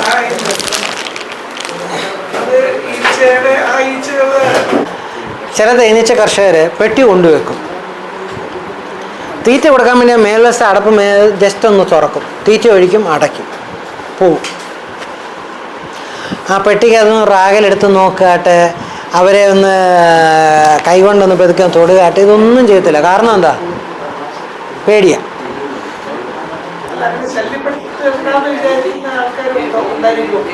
ശല്യപ്പെടുത്തണ്ടെന്ന് വിചാരിച്ചിട്ടല്ലോ, കൂടുതലും 99% നമ്മുടെ പേടിയാണ്. അപ്പോൾ എന്ത് പറ്റുമെന്നറിയോ, ഈ തേനീച്ചക്കൂടിലെ ആ പെട്ടിക്കകത്തുള്ള തേനീച്ചകൾക്ക് നമ്മളെപ്പോലുള്ള ജീവികളുമായിട്ടൊരു സഹകരണമില്ല. അപ്പം നമ്മളെ കാണുമ്പോൾ തന്നെ അവർ ഓടി ഒളിക്കാനുള്ളൊരു ശ്രമം നടത്തും. മാത്രമല്ല, രണ്ടാമത്തെ ഒരു കാര്യം എന്താണെന്ന് വെച്ച് കഴിഞ്ഞാൽ, നമ്മുടെ തേനീച്ചപ്പെട്ടി എന്ന് പറയുന്നത് ഇരുട്ടുള്ള പ്രദേശത്ത് ജീവിക്കാൻ ഇഷ്ടപ്പെടുന്ന തേനീച്ചകൾ. നമ്മൾ തുറക്കുമ്പോൾ ചില ഇടത്തൊക്കെ നമ്മൾ കണ്ടിട്ടുള്ളൊരു കാര്യമുണ്ട്, തേനീച്ചപ്പെട്ടി സ്ഥാപിക്കുന്നത് തന്നെ നട്ടപ്ര വെയിലുള്ളിടത്താണ്. അതിന് മുകളിലൊരു കവറിങ് വെക്കണമെന്ന് പറഞ്ഞാൽ അതുപോലും ചിലപ്പോൾ വെച്ചിട്ടുണ്ടാകത്തില്ല. നല്ല പൊരി വെയിലത്ത് കൊണ്ടുവെക്കും. തേനീച്ചക്കൂടിനുള്ളിൽ 32 ഡിഗ്രി സെൻറ്റിഗ്രേഡ് നമ്മൾ പറഞ്ഞിരിക്കുന്നത്. ഈ പൊരി വെയിൽ കാരണം അതിനകത്തെ ചൂടെന്ത് ചെയ്യും, വർദ്ധിച്ചുകൊണ്ടിരിക്കുക. ആ സമയത്ത് ഇവരെന്ത് ചെയ്യും, കഴിവതും നമ്മളെ ആക്രമിക്കാൻ ശ്രമിക്കുക, അതല്ലെങ്കിൽ ഓടി ഒളിക്കാനുള്ള ഇരുട്ടുള്ള സ്ഥലത്തോട്ട് ഓടി ഒളിക്കുക. അതുകൊണ്ടാണ് എടുക്കുമ്പോൾ തന്നെ ഇവരെല്ലാം ഈ പെട്ടിയുടെ മൂലയ്ക്കോട്ട് മാറി ഒതുങ്ങുന്നത്. ഒരു കാരണം. രണ്ടാമത് നമ്മളുമായിട്ടൊരു ബന്ധവുമില്ല. ഒരു ബന്ധമില്ലാത്തവരെ കാണുമ്പോൾ കുത്താനും തുടങ്ങും. അതുകൊണ്ട് കഴിവത് ഒരു തേനീച്ച കൃഷി ചെയ്യുന്ന ഒരു കർഷകനെന്ന് പറഞ്ഞാൽ അയാൾക്ക് അയാളുടെ പെട്ടിയുമായിട്ടൊരു ബന്ധം വേണം. വല്ല ഈർപ്പമുള്ളതല്ല, നമുക്ക് ഈർപ്പം പാടില്ല. ഈർപ്പം ഉണ്ടായാൽ എന്ത് കുഴപ്പമെന്ന് ചോദിച്ചു കഴിഞ്ഞാൽ, പെട്ടിക്കുള്ളിലെ ഹ്യൂമിഡിറ്റി വ്യത്യാസം വരും, ചൂടിൽ വ്യത്യാസം വരും. അപ്പോൾ തണുപ്പ് കൂടും. അങ്ങനെ വരുമ്പോൾ അവർക്ക് ആ തണുപ്പ് ഒഴിവാക്കണമെങ്കിൽ അത്രയും സ്ഥലത്തെ ചൂടാക്കി എടുക്കാൻ അവർ ധാരാളം ഭക്ഷണം കഴിക്കേണ്ടി വരും. അപ്പം നമുക്ക് ഈർപ്പമല്ല വേണ്ടത്, ഒരു വെയിലും അല്ല വേണ്ടത്, ഒരു ഷെയ്ഡി ആയിട്ടുള്ള ഒരു സ്ഥലം. അതെ, ഒരു 35-37 വരെ ആയാലും അവരതിനുള്ളിൽ എന്ത് ചെയ്യും, ചൂടിനെ നിയന്ത്രിച്ചോളും. പക്ഷെ പുറത്ത് 42 ഉള്ളിടത്ത് നമ്മൾ 42 ഇതിലേക്ക് കൊണ്ടുവരാൻ അങ്ങനെയുള്ള സ്ഥലത്ത് കൊണ്ടുവെക്കാന്ന് പറഞ്ഞാൽ തെറ്റില്ല. അപ്പോൾ അങ്ങനെ വരുമ്പോൾ അവർ നിഴലുള്ള സ്ഥലത്തേക്കട്ടെ അവർ ഓടി മറയാൻ തുടങ്ങും. അതാ കാര്യം. അതെ അതെ.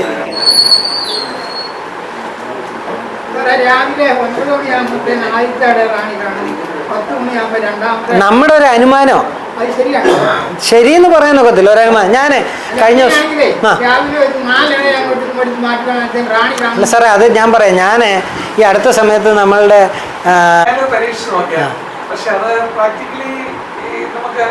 അല്ല അത് തന്നെ തേനീച്ചക്കൂട്ടിലും ഇത് തന്നെയാണ്. രാവിലെ സമയത്ത് അടയുടെ ഇടത്തെ അറ്റത്ത് കാണും എന്ന് നമ്മൾ ചിന്തിക്കുന്നു. വരാൻ സാധ്യത, അങ്ങനെ വരാം. 100% ഷുവർട്ടി ഇല്ല. കാരണം എന്താണെന്ന് ചോദിച്ചു കഴിഞ്ഞാൽ, അവർ ഓരോ അടയിലും പോയി ഓരോ അറയിലും ഇൻസ്പെക്ട് ചെയ്ത് മുട്ടയിട്ട് ആ ഒന്നാമത്തെ അട മുഴുവൻ കഴിഞ്ഞു കവർ ചെയ്തു, രണ്ടാമത്തേതിലേക്ക് പോയി, മൂന്നാമത്തേതിലേക്ക് പോയി, നാലാമത്തേതിലേക്ക് പോയി, അഞ്ചാമത്തേതിലേക്ക് പോയി, ആറാമത്തേതിലേക്ക് പോകുമ്പോഴത്തേനും വൈകുന്നേരമാവും. പിന്നെ അവർ രാത്രി മുഴുവൻ എന്തുവാ ചെയ്യുന്നത്, നേരെ തിരിച്ചു വരും. പിന്നെ രാവിലെ ഇടത്തുവശത്തു നിന്ന് വലത്തോട്ട് ഇൻസ്പെക്ഷൻ തുടങ്ങും. അതുകൊണ്ടാണ് നമ്മുടെ ഒരു ചിന്ത, അവർ രാത്രി സമയത്ത് കഴിഞ്ഞു, ഇനി നേരം വെളുത്ത് കഴിയുമ്പോൾ ഒരു 9 മണി സമയത്ത് ചെന്ന് നോക്കി കഴിഞ്ഞാൽ ഒന്നാമത്തെയോ രണ്ടാമത്തെയോ അല്ലെങ്കിൽ മൂന്നാമത്തെ അടയിൽ ഇവർ കാണും എന്നുള്ള ഒരു പ്രതീക്ഷ. ചിലപ്പോൾ അത് അങ്ങനെയാണെന്നില്ല. കഴിവതും എൻ്റെ അഭിപ്രായത്തിൽ ഒരു 75% ഏറ്റവും പുതുക്കമുള്ള അടയിൽ അവർ കാണും. ഇല്ലേ? അതാണ് എൻ്റെ കറക്റ്റ്. പുതിയ അട എവിടെയാണോ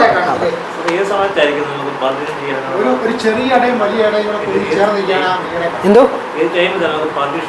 സാറേ, പാർട്ടീഷൻ ചെയ്യാൻ പറ്റിയ 2 സമയമുണ്ട്. ഒന്ന്, നമുക്ക് രാവിലെ ഒരു 10 മണി സമയം, 12-ന് മുമ്പ് വരുന്നൊരു സമയം.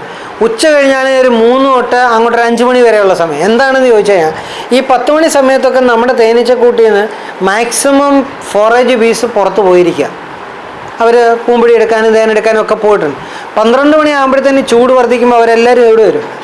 അപ്പോൾ ഈ പറന്നു പോയിരിക്കുന്ന സമയത്താണ് നമ്മൾ ഈ കൂട് പരിശോധിക്കുന്നതെങ്കിൽ ക്രൗഡ് കുറച്ച് ഒഴിവാക്കുക. അപ്പോൾ ഈ ഞെരുക്കം വരത്തില്ല, ജർക്കിങ് വരത്തില്ല, കുത്താനുള്ള ആ അവരുടെ ഒരു സ്വഭാവം ഉണ്ടല്ലോ, അത് കുറച്ച് കുറഞ്ഞു കിട്ടും. കാരണം അതിനകത്ത് തിരക്ക് കുറവാണ്. അതേസമയം 12 മണി സമയത്ത് കൂട് നിറഞ്ഞിരിക്കുന്ന സമയത്ത് നമ്മൾ ഇന്ന് തുറക്കുന്നതെങ്കിൽ ഇവരെല്ലാം തിരിച്ചു വന്നതിനകത്ത് ഭയങ്കര തിരക്കും ബഹളം. അപ്പോൾ നമ്മൾ ഈ ഫ്രെയിം എടുക്കുമ്പോൾ എന്ത് ചെയ്യും, തമ്മിൽ ഒരഞ്ഞിട്ട് അവർക്ക് വേദനിച്ച് അവർ നമ്മളെ കുത്തും. വേണം. നമ്മൾ അതിനാണ് നമ്മൾ പഠിപ്പിക്കുമ്പോൾ എപ്പോഴും പറയുന്നൊരു കാര്യമുണ്ട്. നമ്മുടെ പഴയ കൂട് തുറക്കുമ്പോൾ അതിൻ്റെ അടപ്പെടുത്ത് കമഴ്ത്തി തന്നെ വെച്ചിരിക്കണം. ആ പെട്ടിയുടെ അടപ്പിനകത്ത് ആരുണ്ടാവും? ഈച്ചകളുണ്ടാവും. റാണിയും കാണും, ഈച്ചകളുണ്ടാവും. ആ ഈച്ച ഉൾപ്പെടെ ആ പഴയ പെട്ടിയുടെ അടപ്പെടുത്ത് വേണം നമ്മൾ റാണിയുള്ള പെട്ടിയുടെ മുകളിൽ വെക്കാൻ.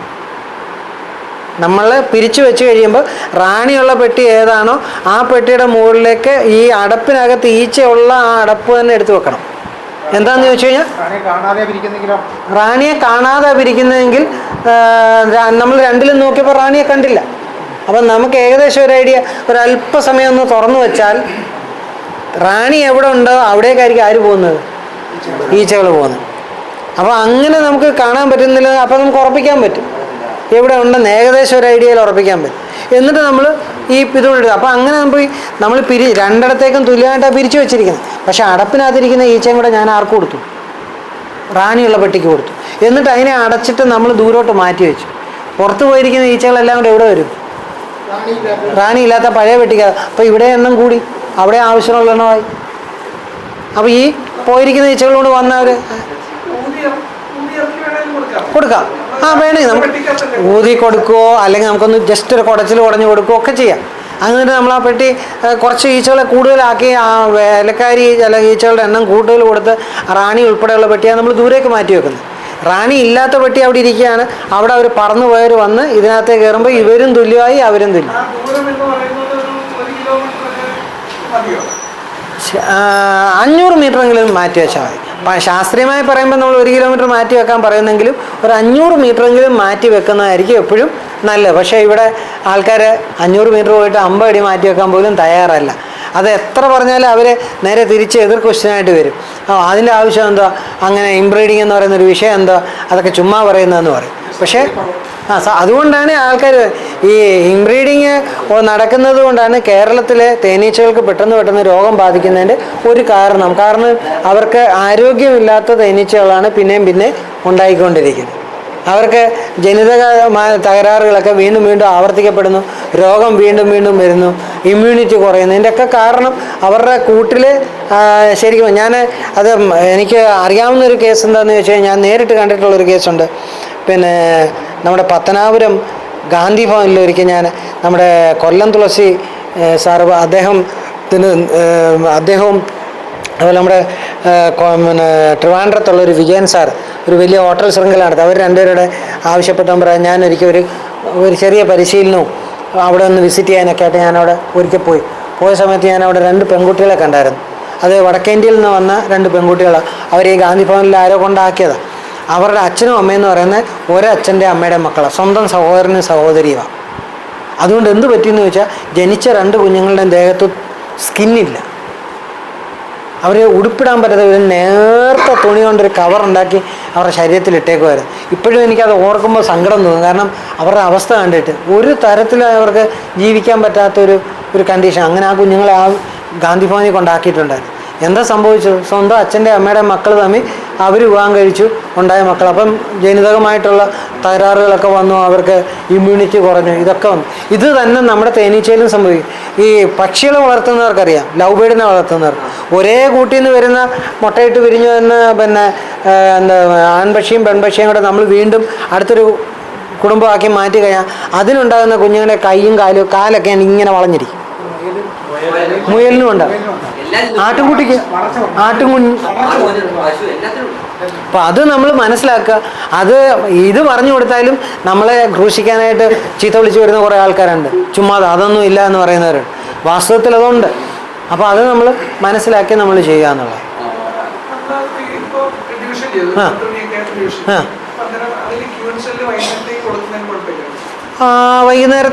വൈകുന്നേരം വരെ പോകാതിരിക്കുന്നത് നല്ലേ അല്ലേ?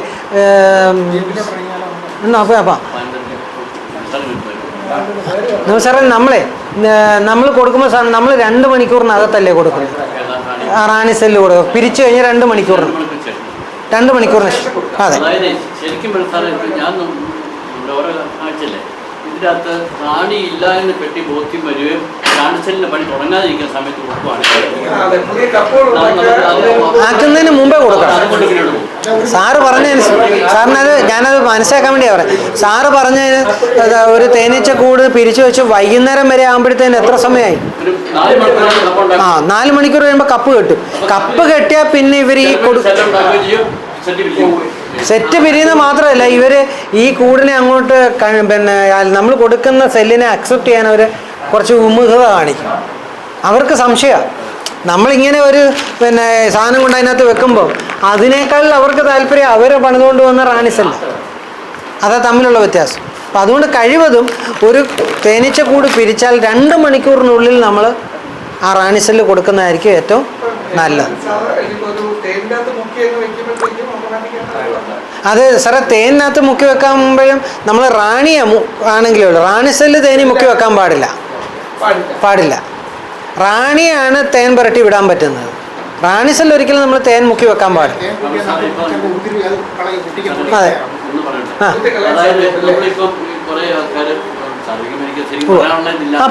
പറഞ്ഞു സാർ. പ്രധാന കാരണം വെച്ചാൽ നമ്മൾ ആരും ശ്രദ്ധിക്കാൻ പോകുന്നത് പുക അടിച്ചിട്ടുണ്ട് വിരിയാണ്. പുക അടിച്ചാൽ വിരിയാൻ സാധ്യത ഭയങ്കരമായിട്ട് വരും. കൂടുതൽ അതിന് കാരണം നൗൽ സാറേ ഒരു കാര്യം കൂടെ ഉണ്ട്. ഈ നമ്മളിപ്പോൾ സ്മോക്കിങ്ങിനെ കുറിച്ച് പറയുമ്പോൾ നമ്മളെല്ലാം സ്മോക്ക് ചെയ്യുന്നത് എങ്ങനെയാണെന്നറിയാമോ? അങ്ങ് പുകച്ചില്ല എലിയൊക്കെ പൊനത്തിൽ നിന്ന് ചാടിക്കാൻ അടിക്കുന്ന പോലെ അടിക്കുന്നത്. അതേസമയം വിദേശികളുടെ ഇത് നമ്മൾ യൂട്യൂബിലൊക്കെ കണ്ടു ശ്രദ്ധിച്ചിട്ടുണ്ടോ? ജസ്റ്റ് 1-2 പഫ് അത്രയേ ഉള്ളൂ. എന്ന് പറഞ്ഞാൽ നമ്മളവിടെ ചെന്നിട്ടുണ്ട് എന്നറിയിക്കാൻ മാത്രമുള്ളൊരു ആ വാതിലിൻ്റെ അവിടെ ഒരു പഫ് കൊടുക്കും, മുകളിലൊരു പഫ് എന്ന് പറഞ്ഞാൽ ആ പഫ് മതി അവർക്ക് ഒരു സെഡേഷൻ ഉണ്ടാക്കാനായിട്ട്. ഇത് നമ്മൾ ഈ പുകച്ചും കൂടെ അടിച്ചു വെക്കണം. അതിനകത്ത് വേറൊരു തമാശയുണ്ട്. ഈ പറഞ്ഞു കഴിഞ്ഞാൽ ഇഷ്ടപ്പെടത്തില്ല ചില ആൾക്കാർ ഉണ്ടാക്കി വെച്ചിരിക്കുന്ന കാര്യം. അവരെ ഈ ചില സ്ഥലത്തൊക്കെ ക്ലാസ്സിലെടുക്കാൻ ചെന്ന് പറയും, അതെ ഈ സ്മോക്കറിനകത്ത് മീഡിയം അതിനെ ഉപയോഗിക്കുന്ന സാധനം ഉണ്ടല്ലോ, അത് എന്താ വേണമെന്ന് ചോദിച്ചപ്പോൾ നമ്മളൊക്കെ സാറിന് ചകിരിയാണ് ഉപയോഗിക്കുന്നത്. ഇവർ പറഞ്ഞു കൊടുക്കും നമ്മുടെ ഈ അട്ടപ്പെട്ടിയില്ലേ അതിൻ്റെ ആർട്ട് ബോർഡ് ഇങ്ങനെ ചുരുട്ടിയിട്ട് കത്തിച്ചകത്തങ്ങ് വെക്കാൻ പറ്റും. അതിൻ്റെ മണം ഒരു വല്ലാത്ത സ്മെല്ലാണ്. അതങ്ങോട്ട് ഇത് നമ്മുടെ കുഞ്ഞിപ്പോൾ നമുക്കൊരു കുഞ്ഞുണ്ടായി മുറി കിടക്കും 5-6 ദിവസമേ ആയുള്ളൂ. നമ്മളങ്ങോട്ട് എന്ന് വെച്ച് കടച്ചാണി സാമാനം എല്ലാവരും വാരി ഒരു പാത്രത്തിലിട്ട് ഒരു തീയും കൊടുത്ത് ആ റൂമിൽ കൊണ്ടുവച്ചാൽ കുഞ്ഞിൻ്റെ അവസ്ഥ എന്തായിരിക്കും? അതിന് ശ്വാസം മുട്ടലുണ്ടാവും ഇല്ലേ? അതേപോലെ തന്നെ ഇതിൻ്റെ കുഞ്ഞുങ്ങൾ അത് നമ്മൾ മനസ്സിലാക്കുന്നില്ല. അത് കേടാണ്. ചകിരിയാണ് ഏറ്റവും നല്ലത്. ചകിരിയോ അല്ലെ ഇനി നമ്മുടെ ഈ പാക്കിൻ്റെ തൊണ്ടില്ലേ, അത് ഉണങ്ങിയതാണേലും കുഴപ്പമില്ല.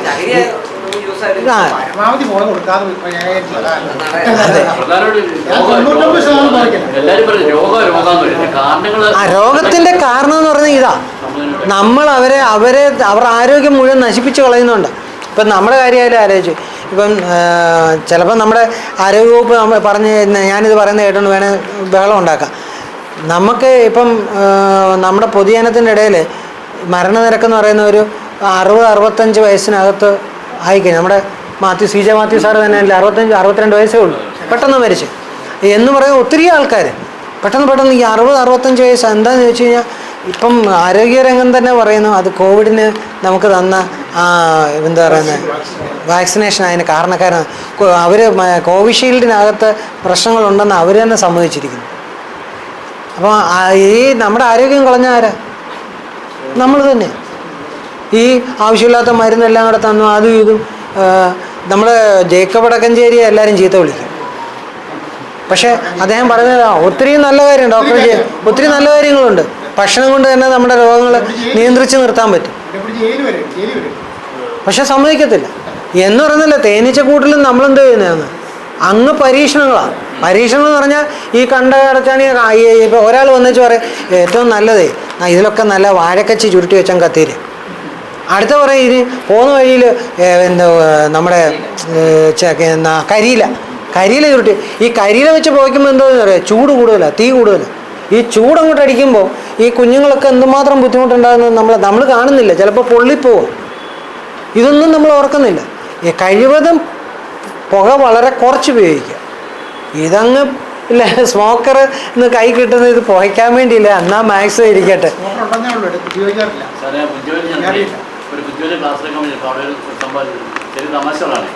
അപ്പം ഭയങ്കര കുത്താന്ന് തോന്നി. ഞാൻ 2 പത്രങ്ങളും എടുത്ത് അത് കഴിയുമ്പോൾ സ്മോക്കറത്തോളം സമ്മതിക്കാറുണ്ട്. സ്മോക്കറിന് തീക്കകത്ത് ഈ മുളകും കൂടി ഇട്ട് ആലോചിച്ചു എന്തൊരു കഷ്ടമാണെന്ന് ആലോചിച്ച് നോക്കും. ഹലോ പറഞ്ഞ ഗുഡ് മോർണിംഗ്. ഞാൻ എൻ്റെ ക്ലാസ്സിലാണ് പൂഞ്ഞാറ് പഠിപ്പിച്ചുകൊണ്ടിരിക്കുക. ശരി ഓക്കെ. അപ്പോൾ അതുകൊണ്ട് അങ്ങനെയുള്ള പരീക്ഷണങ്ങളൊന്നും നടത്താതിരിക്കുക. കഴിവതും നമുക്കറിയാമല്ലോ, ഒരു ന്യായമായ രീതിയിൽ ഒരാൾ പറയാം ഇന്ന നമ്മൾ ചെയ്യുക, അത് ചെയ്ത് നോക്കും. ഇത് അങ്ങനെയൊന്നുമല്ല.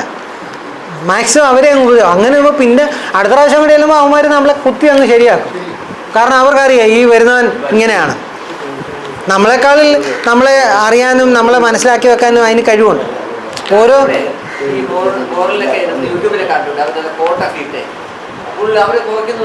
അത് കാരണം അവരെ കോട്ടുള്ളതുകൊണ്ട് നമുക്കിവിടെ കോട്ടില്ല. പകരം നമുക്ക് ചെയ്യാൻ പറ്റുന്നത് പറയാം, നമ്മളും പ്രിക്കോഷൻ എടുക്കണം. നമ്മൾ ഇതുപോലുള്ള ഫുൾ കൈ ഷർട്ട് ഇടുക, ഒരു ഗ്ലൗസ് ഇടുന്നതുകൊണ്ടൊന്നും കുഴപ്പങ്ങളൊന്നുമില്ല. അതിട്ട് തന്നെ ചെയ്യാം, വളരെ കുറയാം. പിന്നെ രണ്ടാമത്തെ ഒരു കാര്യം ഞാൻ നേരത്തെ പറഞ്ഞല്ലോ, നമ്മൾക്ക് ഇവരെ ഭയം ഉണ്ടായാൽ നമ്മുടെ ശരീരത്തിൽ നിന്ന് വരുന്ന കോർട്ടിസോൺ എന്ന് പറയുന്ന മണമാണ് അവരെ പ്രകോപിതരാക്കുന്നത്.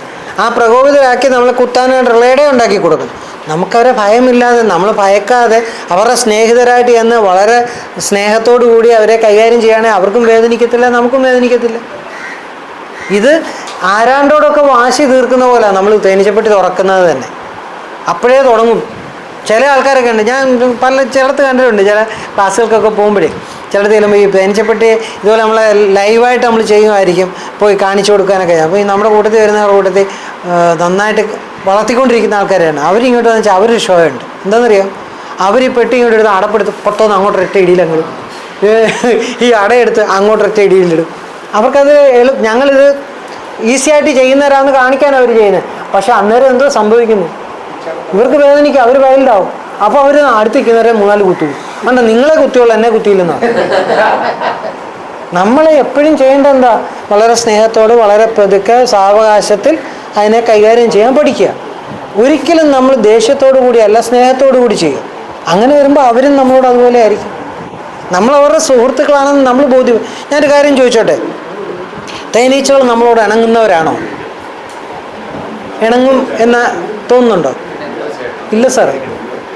തേനീച്ച എന്ന് പറയുന്ന ജീവി ഒരു വൈൽഡ് ജീവിയാണ്. അതിൻ്റെ നേച്ചർ എന്ന് പറയുന്നത് ഇണങ്ങുന്ന സ്വഭാവമല്ല. അവർ കുത്തും. സമയത്ത് പോയി തേനെടുത്താൽ ഒരു ഈച്ചയും കുത്തുകയല്ലോ സാറേ, കുത്തും. അവർക്ക് അന്നേരം ഒന്ന് വേദനിപ്പിച്ച്, അവർക്ക് ഒരു തേനീച്ച ഒന്ന് ബീപ്ന്നൊരു സൗണ്ട് വെച്ചാൽ മതി, കുത്തും. അതിന്റെ കാര്യം എന്താ? അത് അന്നേരം നമ്മൾ സാറ് ആലോചിച്ചോ, തേനെടുക്കാൻ ചിലപ്പോൾ മേളിലൊരു ചെറിയ പോ കൊടുക്കുമ്പോൾ ഇവരങ്ങ് താഴെ ഇറങ്ങും. 1-2 തേനീച്ചേ ഉള്ളൂ അടയെ പൊതിഞ്ഞിരിക്കുന്നത്. നമ്മൾ എടുക്കുമ്പോൾ ജർക്കിങ് ഒന്നുമില്ല, അതുകൊണ്ട് അവർക്കൊരു പ്രശ്നവുമില്ല. അതേസമയം നല്ല അന്നേരം താഴത്തെ പെട്ടി ഒന്ന് പൊക്കാൻ നോക്കിക്കേ, കാരണം അതിനകത്ത് എണ്ണം കൂടുതലാണ്, അന്നേരം കുത്തും. മുതിർന്ന ഈച്ചകളെ കുത്തുന്നത്. അപ്പം അതെന്ന് പറഞ്ഞാൽ സാറേ, അതിൻ്റെ കാരണം എന്ന് പറയുന്നതിൻ്റെ അവർക്ക് വേദനിക്കുന്നു, അതാണ് അവർ കുത്തുന്നതിൻ്റെ കാര്യം. കാരണം അവരുടെ നേച്ചർ അതാണ്. ഇണങ്ങുന്നത് ആരാണ് ഇണങ്ങേണ്ടവർ? നമ്മളാണ് ഇണങ്ങേണ്ടവർ. അവർക്ക് ഇണങ്ങാൻ താല്പര്യമില്ല, നമ്മൾ അങ്ങോട്ട് ഇണങ്ങുക. അവരുടെ കാല് പിടിച്ച് അവരുടെ കയ്യിൽ നിന്ന് മാക്സിമം മോഷ്ടിക്കാൻ ശ്രമിക്കുക ചെയ്യുന്നത്. അത് നമ്മളാണ് ഇണങ്ങേണ്ടത്. ഇത് നമ്മൾ ഇണങ്ങുന്നതിന് പകരം വേണമെങ്കിൽ നീ ഇണങ്ങി വേണം എന്നുള്ള ഒരു മട്ടുമായിട്ടാണ് നമ്മൾ ചെല്ലുന്നത്. അതിന് ഒത്തിരിയും കാരണങ്ങളുണ്ട്. ഒന്ന്, നമ്മൾക്ക് നീണ്ടു നിന്ന മഴ, കാലാവസ്ഥയിലുണ്ടായ വ്യതിയാനം, അതൊരു വലിയ പ്രശ്നം. എന്തെന്ന് ചോദിച്ചു കഴിഞ്ഞാൽ, നമ്മൾ പിരിച്ചു വെച്ചാൽ നമ്മൾ പഠിച്ചിരിക്കുന്ന പണ്ട് തൊട്ടേ എന്ന് വരെ പിരിക്കാമെന്ന് പറഞ്ഞേക്കുന്നത്. സെപ്റ്റംബർ മുതൽ ഡിസംബർ വരെയും പിരിക്കാം. അപ്പം നമ്മൾ ആ കാലയളവ് വെച്ചിട്ട് തന്നെ സെപ്റ്റംബർ മാസം കഴിയുമ്പോൾ പിരിച്ചു. പക്ഷേ ഈ പിരിച്ചു വെച്ചപ്പോൾ എന്ത് സംഭവിച്ചു? മഴയായി കഴിയുമ്പോൾ പ്രകൃതിയിലും നല്ല തണുപ്പ്, അകത്ത് ചൂട് കുറഞ്ഞു. അപ്പോൾ ഇവർക്ക് വളർച്ചയിൽ ഉണ്ടാകുന്ന ആ ഒരു പ്രശ്നം, ഈച്ച കുറഞ്ഞു. അങ്ങനെ വന്നപ്പോൾ ഇവർ പോയി. അതതിൻ്റെ കാര്യം. എണ്ണ കൂടുതലാണേലും പറ്റും.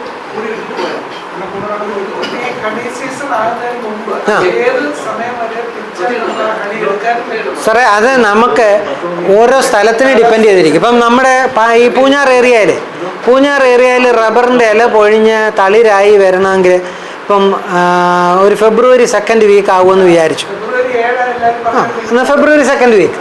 അങ്ങനെയെങ്കിൽ ആ ഫെബ്രുവരി 2nd വീക്കിലേക്ക് അതിനകത്തേക്ക് ആവശ്യമുള്ള വേലക്കാരി ഈച്ചകൾ നിറയണമെങ്കിൽ അതിനേക്കാൾ ഒരു 30 ദിവസം മുമ്പ് റെഡി ആയിരിക്കണം.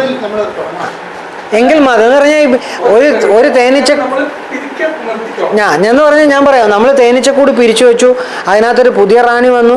ആ റാണി മേറ്റിംഗ് കഴിയണമെങ്കിൽ പുതിയ റാണി വിരിഞ്ഞ് 4 ദിവസം കഴിയണം. 4 ദിവസത്തിനുള്ളിൽ അവർ മേറ്റിംഗ് കഴിഞ്ഞു തിരിച്ചു വന്നു.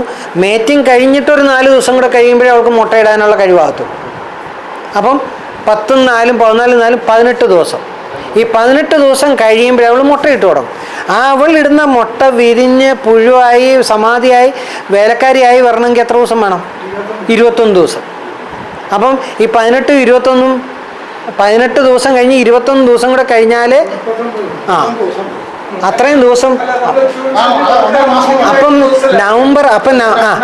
നവംബർ 2nd വീക്ക് ആണെങ്കിൽ അതിന് ഒരു 40 ദിവസം മുമ്പേ നമ്മൾ പിരിക്കൽ കഴിഞ്ഞോണം. December end, at least December 2nd വീക്കിലെങ്കിലും നമ്മൾ കംപ്ലീറ്റ് ചെയ്തിരിക്കണം. എന്നിട്ട് നമ്മൾ കെട്ടിക്കൊടുക്കാനുള്ള സൗകര്യത്തിലേക്ക് വരും. അപ്പം അതിനനുസരിച്ച് വേണം നമ്മൾ സെപ്റ്റംബറിലെ പ്രവൃത്തികൾ തുടങ്ങിപ്പോകാനായിട്ട്. ഇവിടെ എങ്ങനെയാണെന്നറിയോ, ജനുവരി അവസാനം കൊണ്ട് പിരിക്കും അല്ലേ? ജനുവരി അവസാനം കൊണ്ട് പിരിച്ചിട്ട് പെട്ടി നിറയത്തില്ല. എന്നിട്ട് ഈ ആവശ്യം ഈച്ചയില്ല, അപ്പോൾ തേൻ ഉൽപ്പാദനം കുറയും.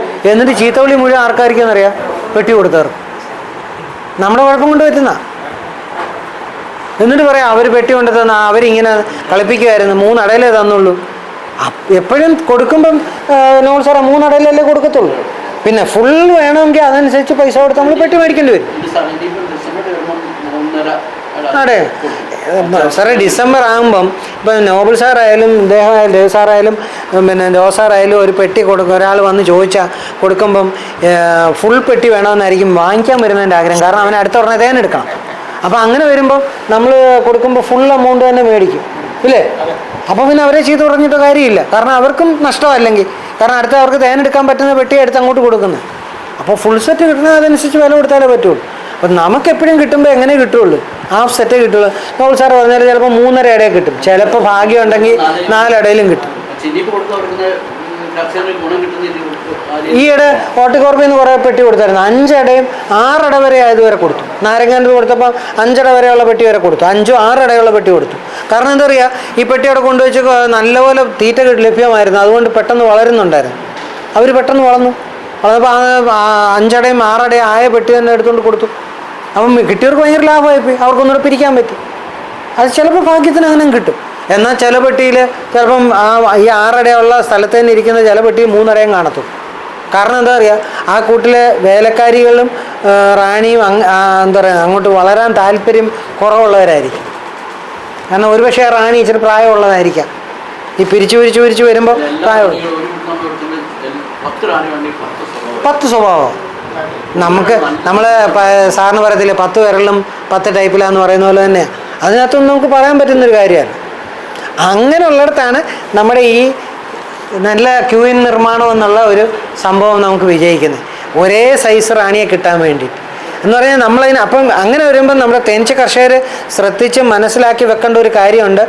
നമ്മളുടെ കയ്യിൽ 10 പെട്ടി ഉണ്ടെങ്കിൽ ഈ 10 പെട്ടിയെ സംബന്ധിച്ച് നമുക്കൊരു ഡയറി വേണം. ഒരു ഡയറിയിൽ 1 നമ്പർ ഇട്ട് പെട്ടിക്കുന്ന 1 നമ്പർ കൊടുക്കുക. ആ പെട്ടിയിലെ സ്വഭാവം എന്താണെന്ന് നമ്മൾ രേഖപ്പെടുത്തി വെക്കണം. ആ പെട്ടിയിൽ എത്ര പ്രാവശ്യം നമ്മൾ പിരിച്ചു എന്ന് രേഖപ്പെടുത്തി വെക്കണം. നമ്മളെ പെട്ടി തുറന്നപ്പോൾ എത്ര പ്രാവശ്യം നമ്മൾ കുത്തി എന്നുള്ളത് രേഖപ്പെടുത്തി വെക്കണം. ആ പെട്ടിയിൽ നിന്ന് എത്ര തേൻ കിട്ടിയെന്ന് രേഖപ്പെടുത്തി വെക്കണം. ആ പെട്ടി എത്ര പ്രാവശ്യം തനിയെ പിരിഞ്ഞു പോയി എന്ന് രേഖപ്പെടുത്തി വെക്കണം. ഇങ്ങനെ ഒരു രേഖ ഉണ്ടെങ്കിൽ നമുക്ക് എന്ത് ചെയ്യാം? പെട്ടെന്ന് തിരിച്ചറിയാം. അതിൽ ഏറ്റവും നല്ല സ്വഭാവമുള്ളവരിൽ നിന്ന് നമ്മൾ വീണ്ടും പിരിച്ചെടുക്കും. അങ്ങനെ നമ്മുടെ കയ്യിലിരിക്കുന്ന കൂട് ഏറ്റവും നല്ല സ്വഭാവമുള്ള റാണിയുള്ള കൂടുകൾ മാത്രമായിരിക്കണം. ചില കൂട് ശ്രദ്ധിച്ചിട്ടുണ്ടോ?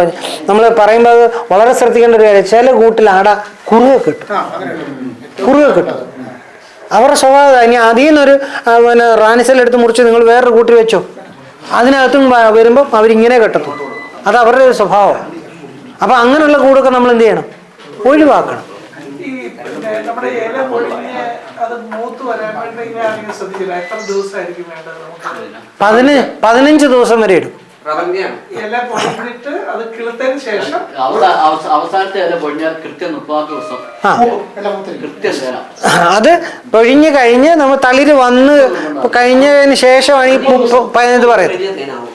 ഈ ഇല പൊഴിഞ്ഞ ശേഷം 30 ദിവസം, ഇല പൊഴിഞ്ഞ ശേഷം അല്ല, പൊഴിഞ്ഞതിന് ശേഷം 30 ദിവസം. പക്ഷെ തളിര് വന്നു കഴിഞ്ഞാണ് 15 ദിവസം. അതെ, നമ്മൾ 4 ദിവസം വ്യത്യാസമുള്ളൂ. 15 ദിവസം കൊണ്ട് തളിര് വരത്തുള്ളൂ. പിന്നെ 15 ദിവസം കൊണ്ട് അത് മൂത്തിരി. പക്ഷെ ഒരു കാര്യം നിങ്ങൾ ആലോചിക്കണം, ഈ റബ്ബറിന്റെ ഇല പൊഴിഞ്ഞ് 3-ാം ദിവസം തന്നെ അതിന്റെ ചുള്ളിക്കമ്പിന്റെ തുമ്പത്തൊന്നും തേൻ വരാൻ തുടങ്ങും. രാവിലെ എഴുന്നേറ്റ് നമ്മൾ നോക്കിയാൽ മഞ്ഞുള്ളി പോലെ തേൻ നിൽക്കുന്ന നമുക്ക് കാണാം. ചെറിയ തോതിൽ വരും. അത് കഴിഞ്ഞ് മുട്ടായിട്ട് വിരിയുന്നതിന് മുമ്പ് ഒരു സ്റ്റാർ പോലെ നിൽക്കാൻ തേനീച്ചെടുത്തോളൂ. നമുക്ക് എടുക്കാൻ കിട്ടും. ഓക്കെ, ചായ കുടിച്ച് പയ്യെ പോവാം. പുറത്തിറങ്ങി വർത്താനോ പറയാം.